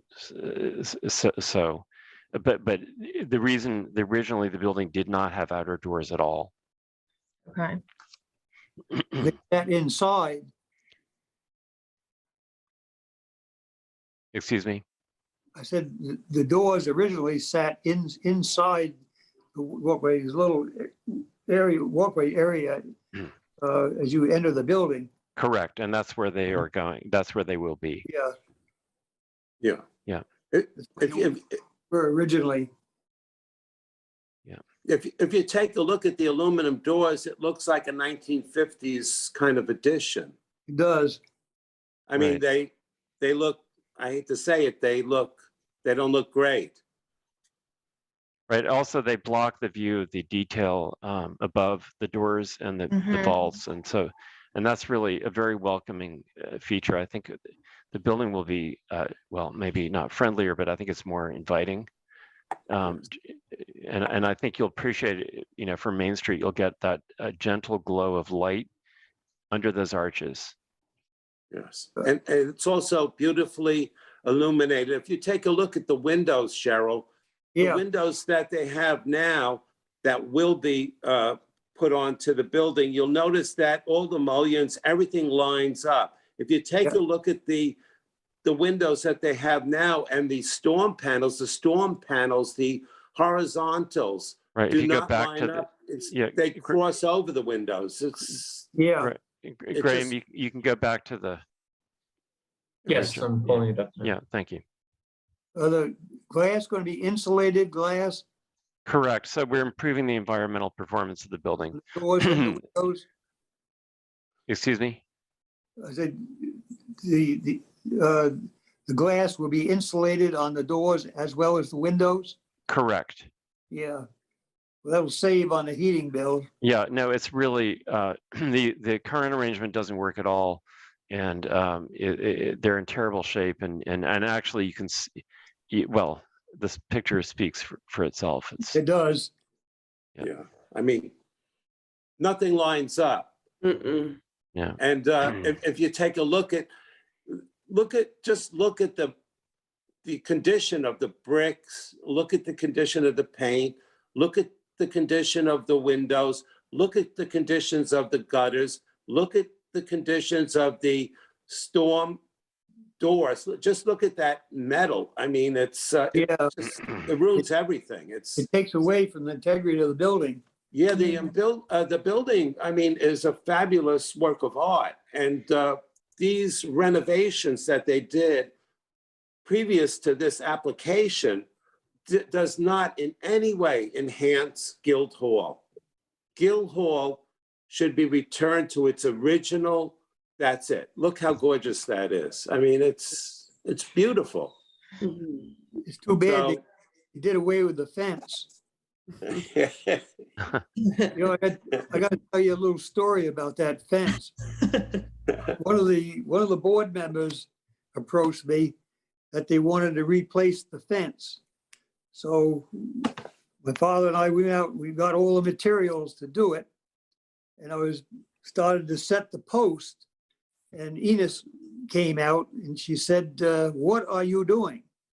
I said, "Well, we're rebuilding the fence." And she said, "Well, stop right there. You know, we don't have enough money to pay last year's fuel bill, let alone build a new fence." So there was never a fence put back there. Oh, that's so funny. Well, Cheryl, I knew you would have the story on that. Thank you. I did a lot of work in that building, from setting up the art shows to inside the theater. Once a year, I had to build a scaffold to take down all the globes and wash them, change the bulbs, multicolored bulbs, and then put them in a basket, lower them and hoist them back up and replace them. And I had, my dad did a design where they had a winch up in the upper portion that you could lower the whole thing down, but I don't know is it ever, I think the winch was still up there in the attic, I guess. I don't know. I don't think he ever decided to do that. But I think that's one of the main things that makes Guildhall. My neighbor and his father did all the striping of the circus stripes upon the ceiling, and I think it'd be terrible if they did away with that.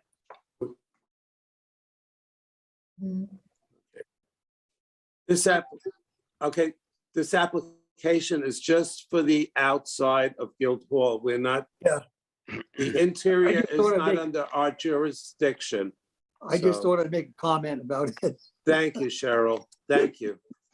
Thank you I have very a much. question about the hanging light in the center arch. Is that original? I don't know if you can bring up the new, I think that is original. That's an original fixture, or is that a new fixture, you guys? No, there's no, we're putting a new fixture there, which is. Can you bring it? I don't think there is any fixture there now. You have it in your, Yes, we can bring that up.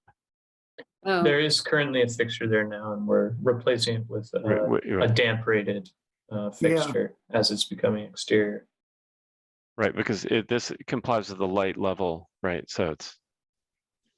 Yeah, and it's shielded as it's in kind of an interior space as well.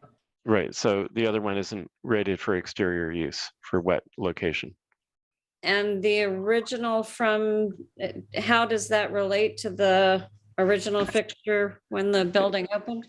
It's roughly the same size and shape, and it's.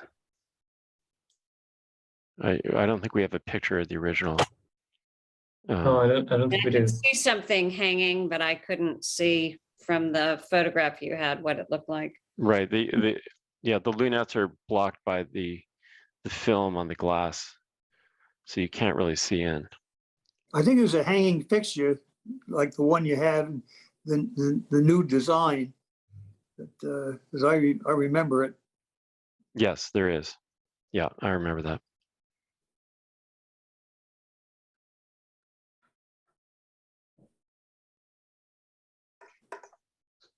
A call on the front line. I'm sorry, Andy? There was a call, I think I Call. got a notice that there's a caller on the line. Graham, you can go back to the total view of the front if you want. Yes, thank you. Okay. Yeah.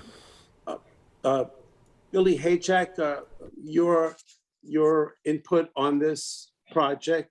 I would suggest if there are callers on the line that we allow the callers to speak. Okay. All right. Is there a caller? There's Pam? one caller on the line. Okay. Caller ending with 8256, you're on the air. 8256, you're there. And if you could lower your car volume. Long Island. Hello? If you could I'm lower sorry? your car volume. Car volume. I have no car volume. Okay. This is Sarah Counts at Preservation Long Island again. I was like muted. I was not actually finished speaking. So I just wanted to say that. So one thing that we heard a lot in the ZBA hearing was that this board, the DRB, their purview is different than the DRB, or the ZBA. So they may have approved the seating in front with the picnic area, but it is up to this board to determine whether or not it's appropriate for the historic district and this structure. And another thing, I will go back to the sort of process of a restoration based on Secretary of the Interior standards. I find it really disingenuous that some items are held up as a really good Secretary of the Interior standards usage and some are just ignored. So one of the key things in doing a restoration based on the standards is to pick a period of restoration. So what is the period of restoration we're restoring this building to? Because it's been existing for over 100 years. So we need to pick a period. It can be a frame. It doesn't have to be a specific year. And then the entire project on the exterior should be according to that period of restoration. So all the lighting, all the exterior seating, all the exterior finishes, everything. That's basic fundamental practice. And it is disturbing to see the practice so mischaracterized, because this is a field in which, Preservation Long Island, among other groups, tries to endorse and educate best practices. And this could be a wonderful project, definitely best practice. And of course, the use is amazing and the restoration could be fabulous. But this is not a by-the-book kind of best practice project. And again, I want to say, we heard a lot in the ZBA about the purview of that board. And the purview of this board has nothing to do with the ZBA. So even though the ZBA may have approved these seating areas, that has nothing to do with this hearing and this certificate of appropriateness. And I would also like to point out that cumulative effects, so the number, extent, and pace of the change of one single project is something other CLGs take into account, that we're doing a lot of change all at once, and that's generally seen as a negative adverse impact on the cumulative effect of the change. And in a historic district as sensitive as this, at the gateway to the village, these are things that, Preservation Long Island and myself as a practitioner for 20 years in the field would really like to see this board consider. We saw half-an-hour discussions of awnings and plantings in other areas. This is one of the most significant buildings in the village, if not Long Island. I think it deserves a lot more deliberation and discussion, and I would really encourage you to do that. Thank you very much. Robert, can I respond? Please, yes, Andy. The building is, as I understand it, the building is being renovated to what it was essentially in the exterior to 1933 or 31 when the building was opened. As you look at it, there will be no difference between the exterior of the building today and when it was built. So the period is late 20s, early 30s. In terms of the lighting and in terms of other facades, we are, I think, you would not want to put the same lighting that existed in 1931. We have dark skies legislation in the village, which prevails here, and also we have the need for ADA compliance with regard to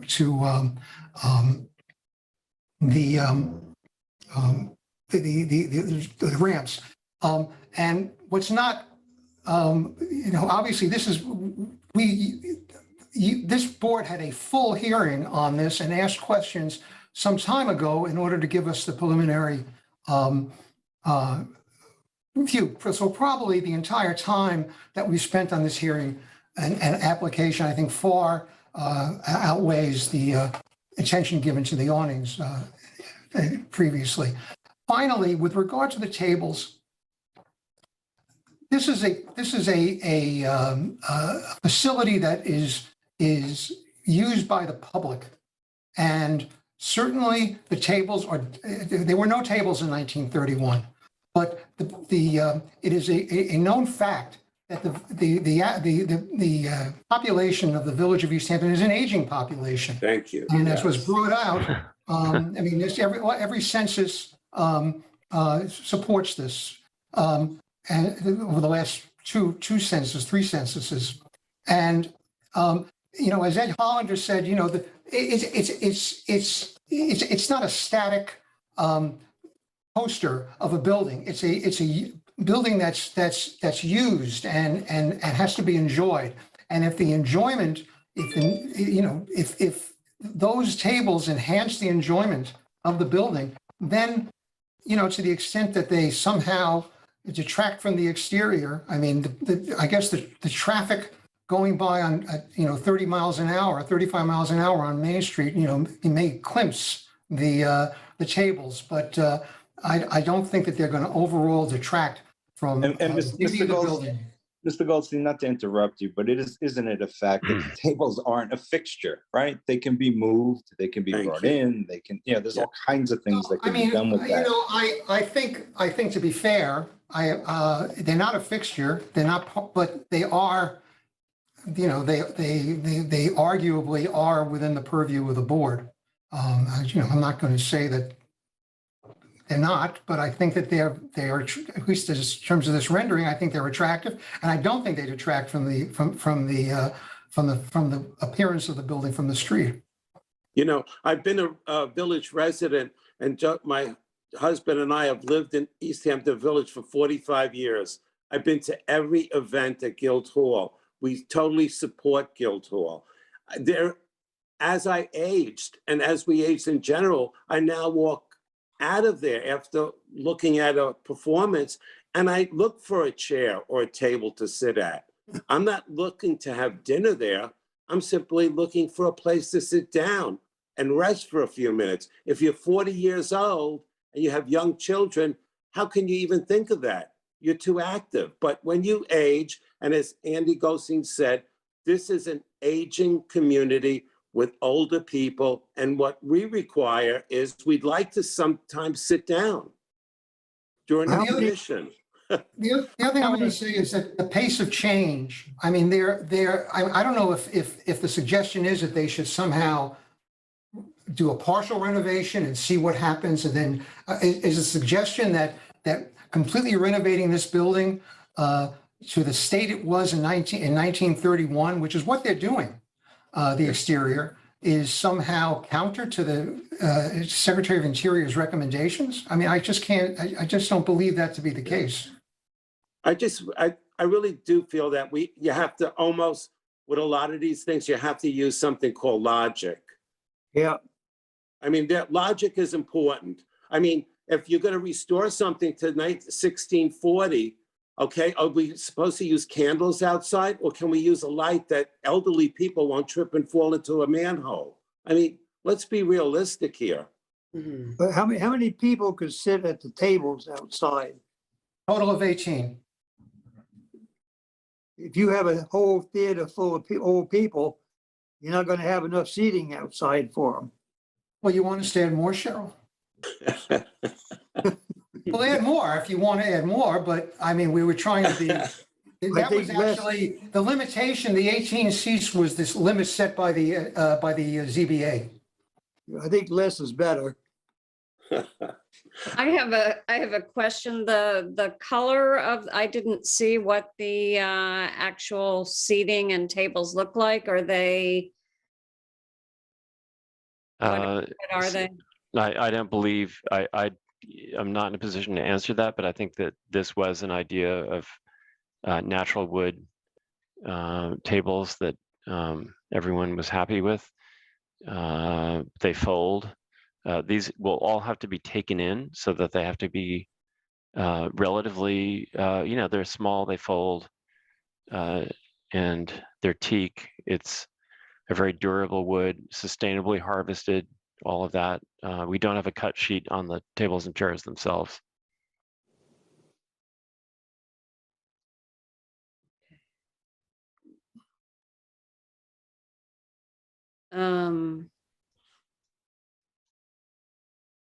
The design of the tables and chairs, is that something that's under our purview?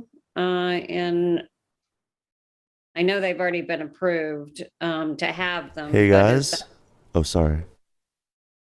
I just wanted to let you know here at LTV, the meeting is going to shift from cable television to YouTube because the town meeting is going to start in 5 minutes.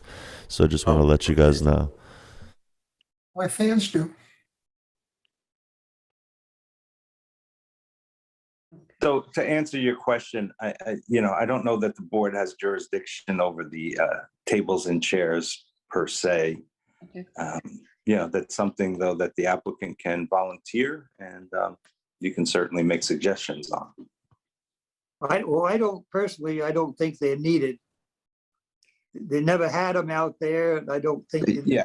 Whether or not they're needed is not what I'm referring to. What I'm referring to is the composition of them and the styling of them and things like that. The ability to have them was granted by the ZBA, and your point is taken, and it's on the record, obviously. So I think though that the other member's question really had to do with the design. Right. The design of them and the impact of them. If we saw what they were and were able to make some comments on the impact and the design and how it fits with the building is what my. And those thought. comments, you can certainly make those comments. Go ahead. If the board feels strongly about wanting to have a say in the design, I don't think the applicant would have an objection to that, but I would ask that it not hold up the approval. No. Because they'd like to be able to start, there's a time frame in which they have to get a building permit based on the ZBA.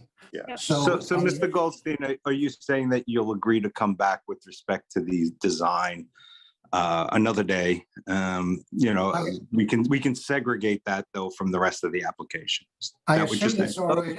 Andrea Grover is on the line, I think also. If she doesn't object to that, I think they'll do that.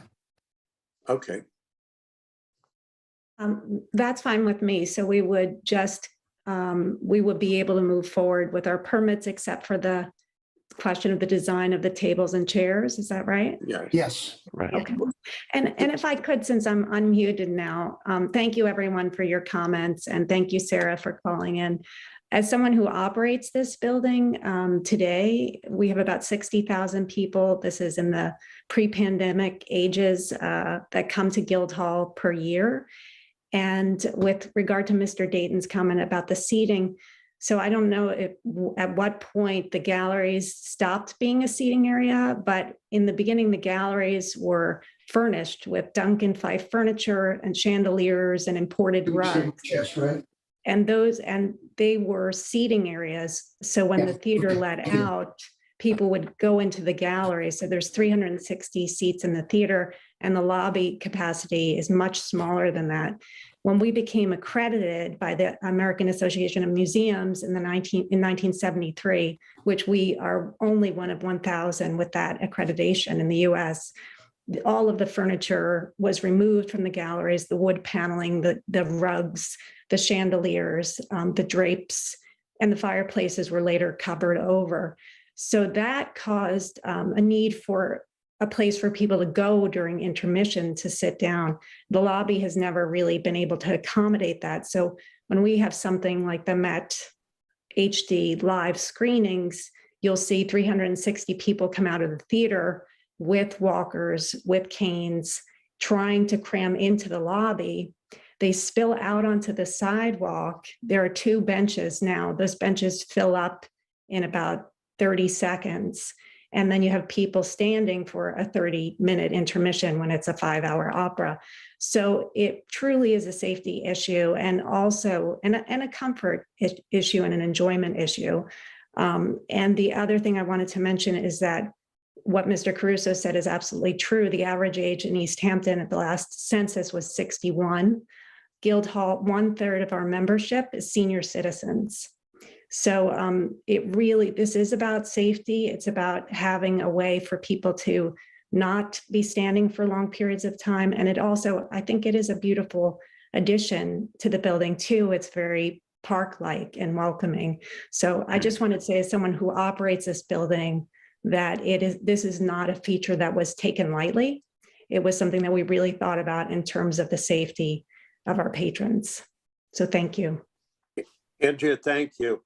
And I just have to say this, that people who may complain about the tables outside with the various chairs, there's one thing, the design, which we could ask the applicant to just resubmit a design so we could pick out whatever tables we all agree upon. But people who criticize the tables outside, which will be and can be removed, are people who probably do not frequent Guildhall and people who don't go there frequently. I have to say,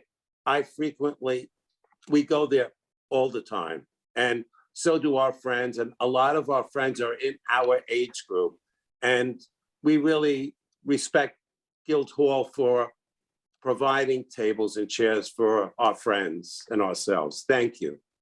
Thank you. Thank you. Okay. Billy Hajek, any comments on any of the construction or?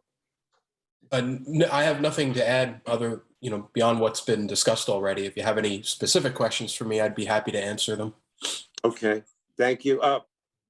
Tom Parado, any questions, anything? Thanks, Robert. No, I have nothing further. No comments. Okay, then if there are no other questions, okay, I just have one more, and that's going back to the center lighting, the center light on the entrance. And I know it's a dark sky compliant.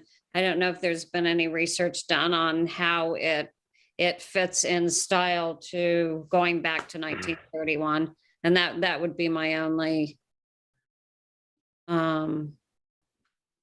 it doesn't seem like the style is of that time period. And I don't know if there's something that is modern, that a modern fixture that is something more typical of a 30s light fixture that's compliant. That would be my only. I think it's very similar to the original light that was in the. It is? Okay. Then that's good. Thank you. I think it's, yes. Okay. Thank you. Are there any other questions for the application? If not, then I would entertain a motion to approve this application. Do I have that motion? Does somebody, can I have a motion? I'll make a motion. Thank you, Ann. Do I have a second? Second, but I mean, we do want to see the tables and chairs. Yes. Yeah. Okay. All in favor? Aye. Okay. Aye. And then for the applicant, just submit to Pam an application with how many tables are there or will there be, and how many chairs? 6 tables and 18 chairs. Okay, so why don't you just submit to Pam Bennett an application for that? And then we could consider that at a later date, whatever is convenient. Yeah, actually, Mr. Chairman, I don't think he has to submit a new application. We'll continue that, leave that open as part of this one. Okay. And we'll do it obviously on notice when we get the plans from the applicant. Okay, perfect. Will the certificate of appropriateness issue today? Yes. It'll issue pursuant to this vote, whether or not that's today. Okay. Okay. Thank you. Okay. Thank you. I just want to thank everyone. Peter Panoia, thank you so much. It's a beautiful plan. And I just want to thank our board. I want to thank everybody involved in this. And thank you. People have had questions, and I look forward to seeing Guildhall revitalized. Thank you. Great, thank you. Thank you Mr. all. Chairman, I heard Ann made a motion, Kristen seconded. Was everyone in favor? Yes, is everyone in favor? Yes. Yes. Okay, Thank thank you. you. Pam, thank you. Okay, okay. The next application is the Highway Restaurant, 290 Montauk Highway. Is the applicant present? Yes, this is Tara Burke from Lighthouse Land Planning in Montauk, representing Highway Diner. Hi, Tara. Okay, nice seeing you again. Can you present the application and discuss it, please? Sure. I'm going to share my screen again. Hopefully it goes as smoothly as before. Okay. Can you see my screen now? Yes. Okay, great. Yes. So this application is primarily for facade changes. We are proposing to remove the existing brick that's currently on the front facade for a portion of the building and replace that with new plywood siding. We're leaving the brick water table on the building. Uh-oh. Oh no, that was I just got kicked off my work computer. Hang on, I was remoting in. And we are planning to paint the building white and do a Kensington blue trim on it. And then for the existing patio on, I think that's the eastern side, should come up in a second. We are proposing a trellis with an awning over, so you can see that in this second rendering right here. Here's the trellis with the awning over it. Right. And then we're removing, there's an existing door on the southern facade. Let's see if I can, there's a door right here. So this is, hold on, go up a little. This is the existing facade. So this door is being removed. The brick that's all here is being removed. This brick on the bottom is staying. And then the building is proposed to be, see, here's the proposed southern elevation. Then it's painted white with the blue trim. Here's the trellis with the awning above. You can see the east elevation that shows that as well. And that's the extent of the renovations for now.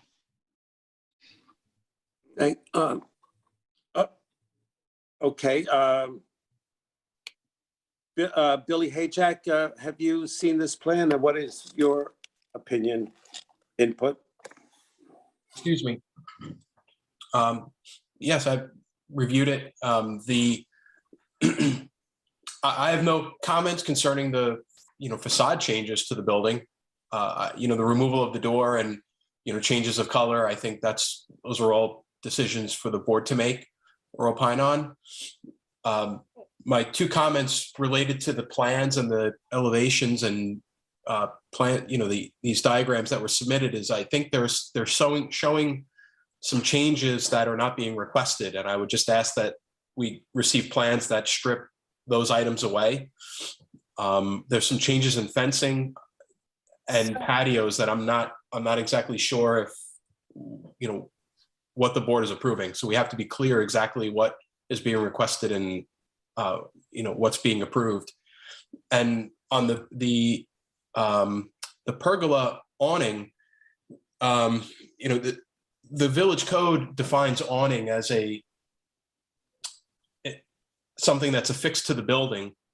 Typically they're retractable or permanent, but they're not supported by any stanchions. They're only supported by the building themselves. So this is, while it's a covering over it's a covering over a pergola, it doesn't meet the definition of an awning. And based on the code definition of a tent, it actually it does appear to be a tent, which raises some concerns over whether it's permitted on commercial property. So I think that element of the project has to be flushed out a little bit more clearly, perhaps with conversation with Tom, and we'll review the information a little bit more clearly as to what's proposed. Yeah. Billy? Yeah. Oh, go I- ahead, sorry. Yeah, I just have how is this different from what we approved at Blue Parrot last year, and what Fresno has? I'm not familiar with Fresno. Fresno, the restaurant Fresno that has a covered outdoor kind of pergola outdoor space that it's Well, been there for a year. that was determined to be, actually, and I do know, that was reviewed and approved by the design review board and the zoning board. That was technically a structure. Okay. And the same with Blue Parrot, where Blue Parrot was a structure that pre-existed, and I believe recently the design review board approved replacement of it. And the other big distinction with those two is that those are both uses in a commercial zone, whereas this is in a residential zone. So the regulations are slightly different for pre-existing non-conforming uses versus restaurants and conforming uses or in conforming zones. And this reads as a tent. Yeah, it's gonna be some interpretation questions, I think, in the code. Yeah.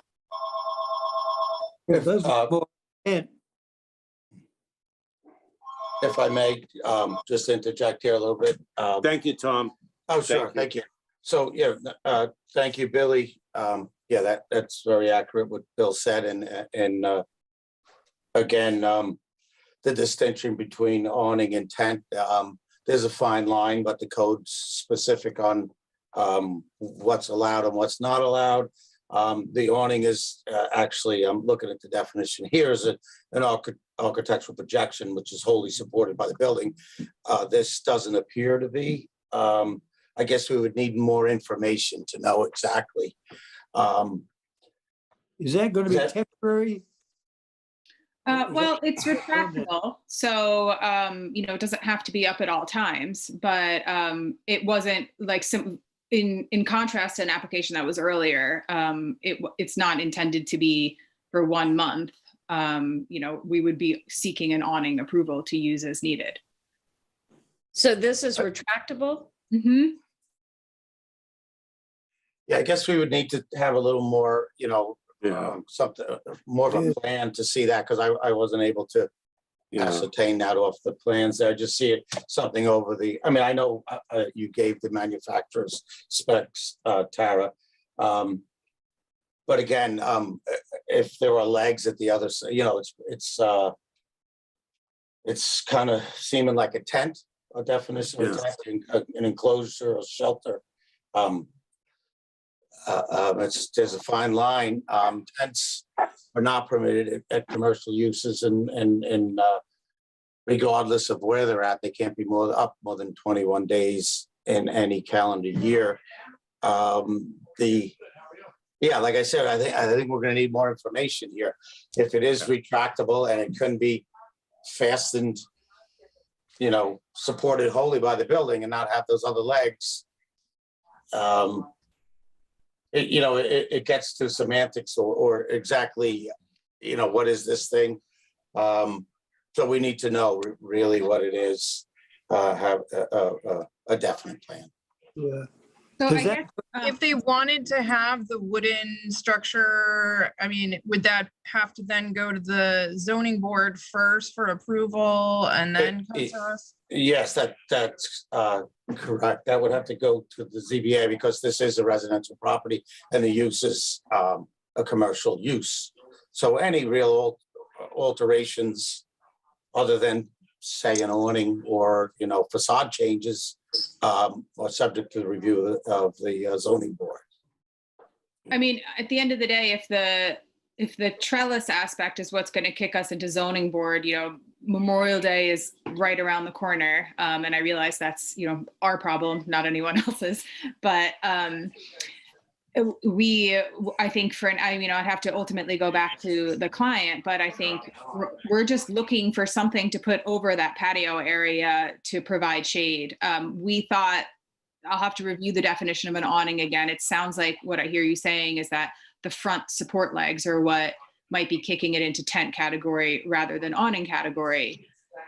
We just liked the design, thought it was sleek, thought it was attractive, thought it would beautify the site a bit more. But if the front legs are going to kick us into additional approvals, then I'm sure we can present an awning that meets that definition a little bit more, so that we can. That might be the way to go.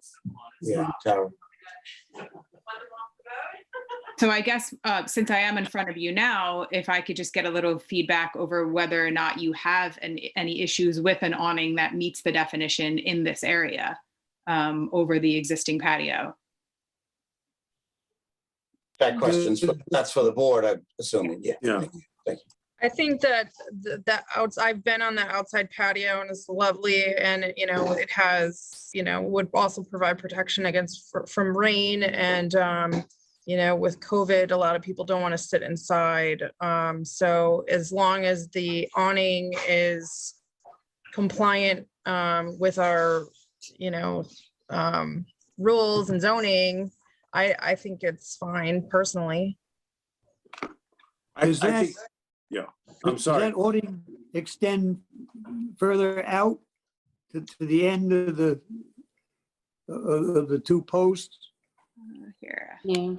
So the awning to the end of the two posts. Oh yeah, it does. I see what you were saying. Yes, it comes out to the end of that when that photo is like half retracted, basically. And does that roll up? I think it goes into itself. Like I think it goes into a little thing that's attached to the building, a little thing. But Well, how do you move it back and forth? It's Is it mechanical. motor? Mm-hmm. Is it mechanical? Yep. And what's the total footage again? What's the total length of that it would extend out to? Yeah, that's what I was going. Just my next question. Let's see. The depth 17 feet. Okay. And the height is 10 feet. So the awning is on top of the trellis, which may or may not be feasible for the trellis. It's that Wooden this structure. right here, the wooden structure that we were proposing, this thing that Billy was saying would have to go to zoning board. Yeah, I think. So is that wood or metal? That is wood. Let's see if you could see it. I think you can see it here. See, we were originally thinking we would put it over this wooden structure, and then the posts would kind of be right up against them. And there's a track that's set into the. Mm-hmm. It does go into the building. It attaches to the building. It just has legs on the end, and it sounds like the legs are what is might be the sticking point. Yeah. Can I ask one additional question? Billy? Yes. I'm familiar with the ADA ramp. I remember that being built. The seating area, does that have a wooden surround like that now, or is it all vegetation? I looked back at the original plans that were approved, and from what I can tell, it hasn't changed. So it was a wood. I'm just at what's there now. It's like that wood? Mm-hmm. Yes. Thank you. And then I guess back to, well, I don't want to switch gears if you guys still want to talk about this. I just wanted to address his comment about what's being proposed.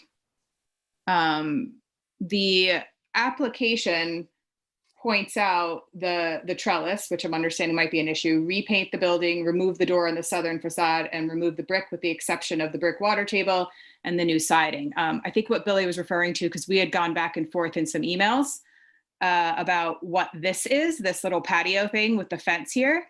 And that is not shown on the actual, these plans, the actual plans submitted, none of that is shown. It's just on the renderings. Originally, that was something we were going to come in front of you for, but we realized it was going to be a little bit more complicated and require a bit more review. So because Memorial Day is around the corner, we pulled that from the application, which it's not reflected on the application. The application itself only states what we're asking approval for, and the plans coincide with that. The architects just didn't have the time to fix the renderings. So if that's not clear, I'm happy to submit a letter to the file noting that that is not part of this application for your record, so we can move forward with at least the facade changes.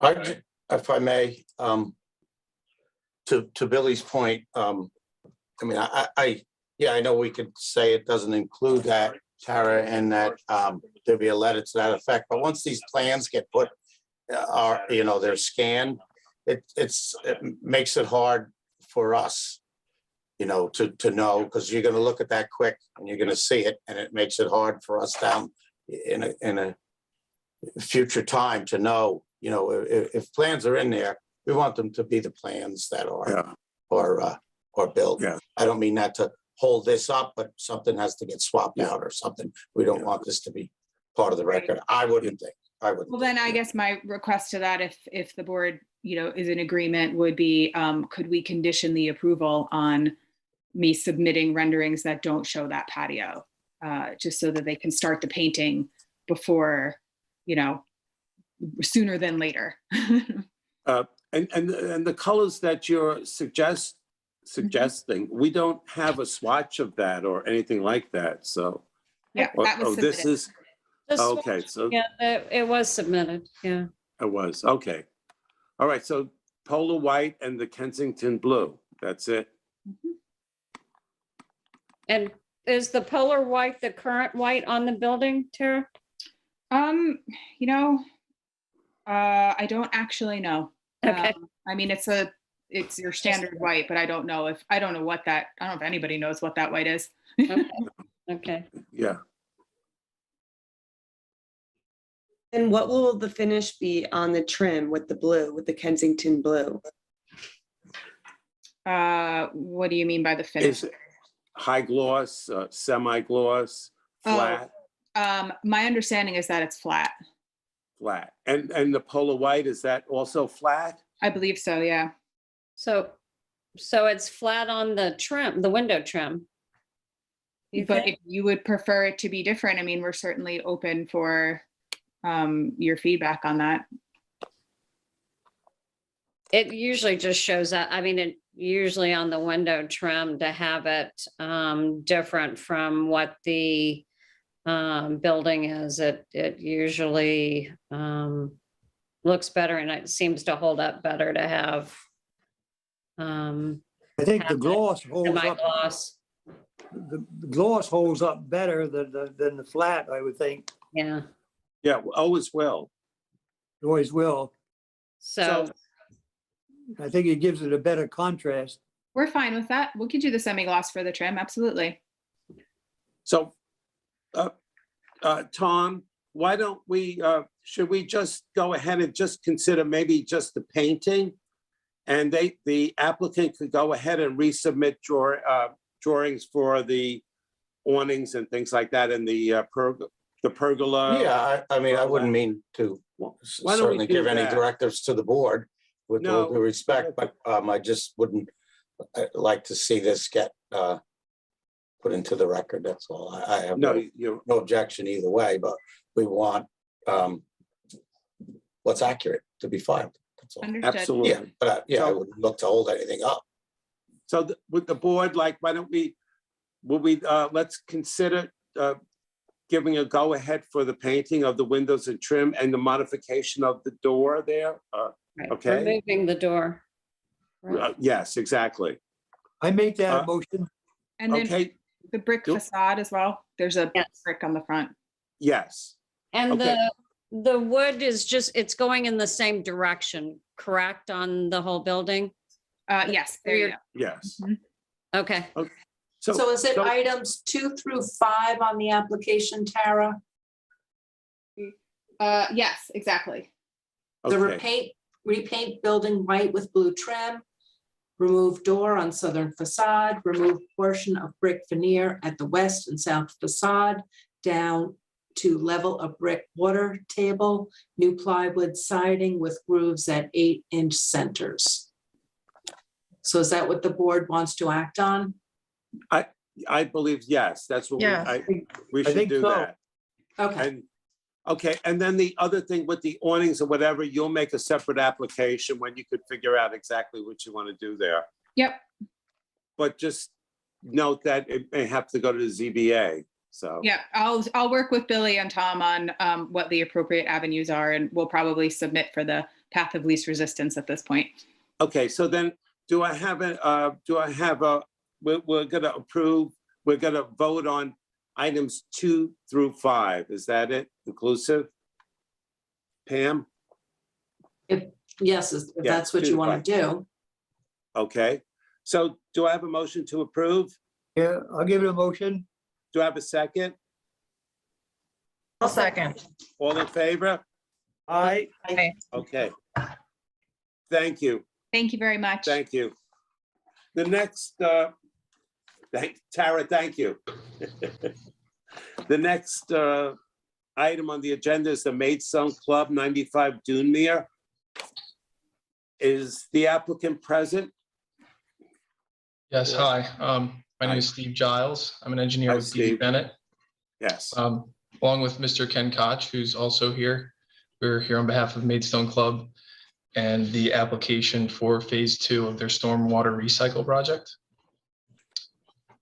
As we spoke back in early March, this is a continuation of phase 1 of the stormwater recycle project, which includes installing subsurface drainage piping underneath low spots of the 2nd fairway and the western part of the 16th fairway, and gets pumped to the existing irrigation reservoir in the northwestern portion of the property and gets distributed across the club as part of irrigation. And we are continuing this project because it has performed well since it was permitted back in spring of 2020 and has reduced the course's water demand on their irrigation wells. Okay. Thank you. I'm sorry.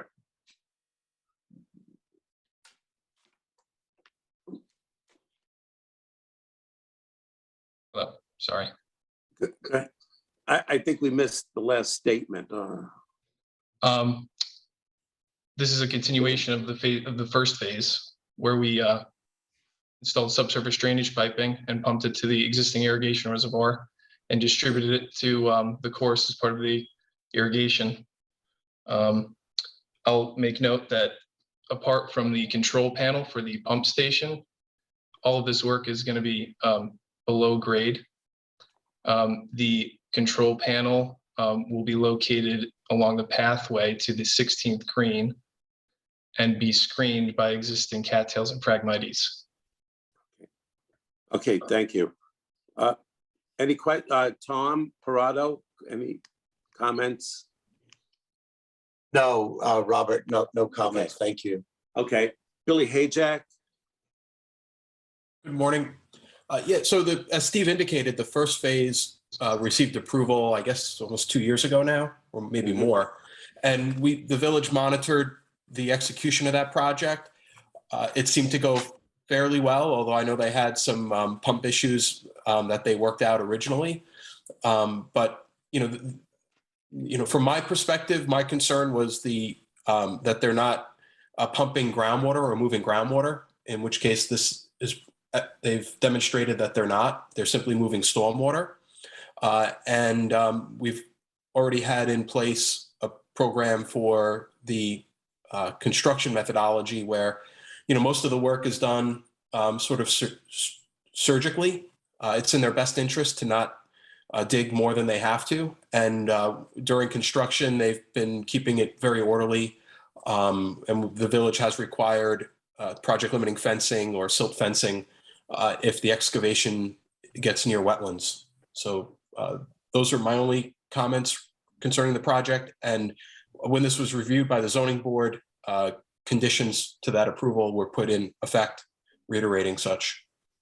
Okay. So if you have any questions for me, I'd be happy to try to answer them. Thank you. Board members, any questions for Billy or the applicant? Oh, I don't have any this time. Okay. This is the same as they've done before. This is just a second phase, so there's no change to how this process works. Just in a different location or a new Correct. location? Correct. Okay. Okay. If there are no other questions, or may I have a motion to approve? I'll make the motion. Thank you, Kristen. Do I have a second? Go second. All in favor? Aye. Thank you. Okay, thank you so much. Thank you. Thanks all. Have a nice day. Thank you. You too. Are there any other questions, Pam, or any other items from the board on any items before our board, or asked, or questions in general? Know that you've finished your agenda. Thank you. May, okay, I would like a motion to adjourn. Do I have a motion? I'll make a motion. Cheryl, thank you. Do I have a second? I'll second. Amy, thank you. And all in favor? Aye. Aye. Have a great Aye. day. Have a You great too. day, Yeah. everyone. Aye. Thank you. That was such a short meeting. Thank you, guys.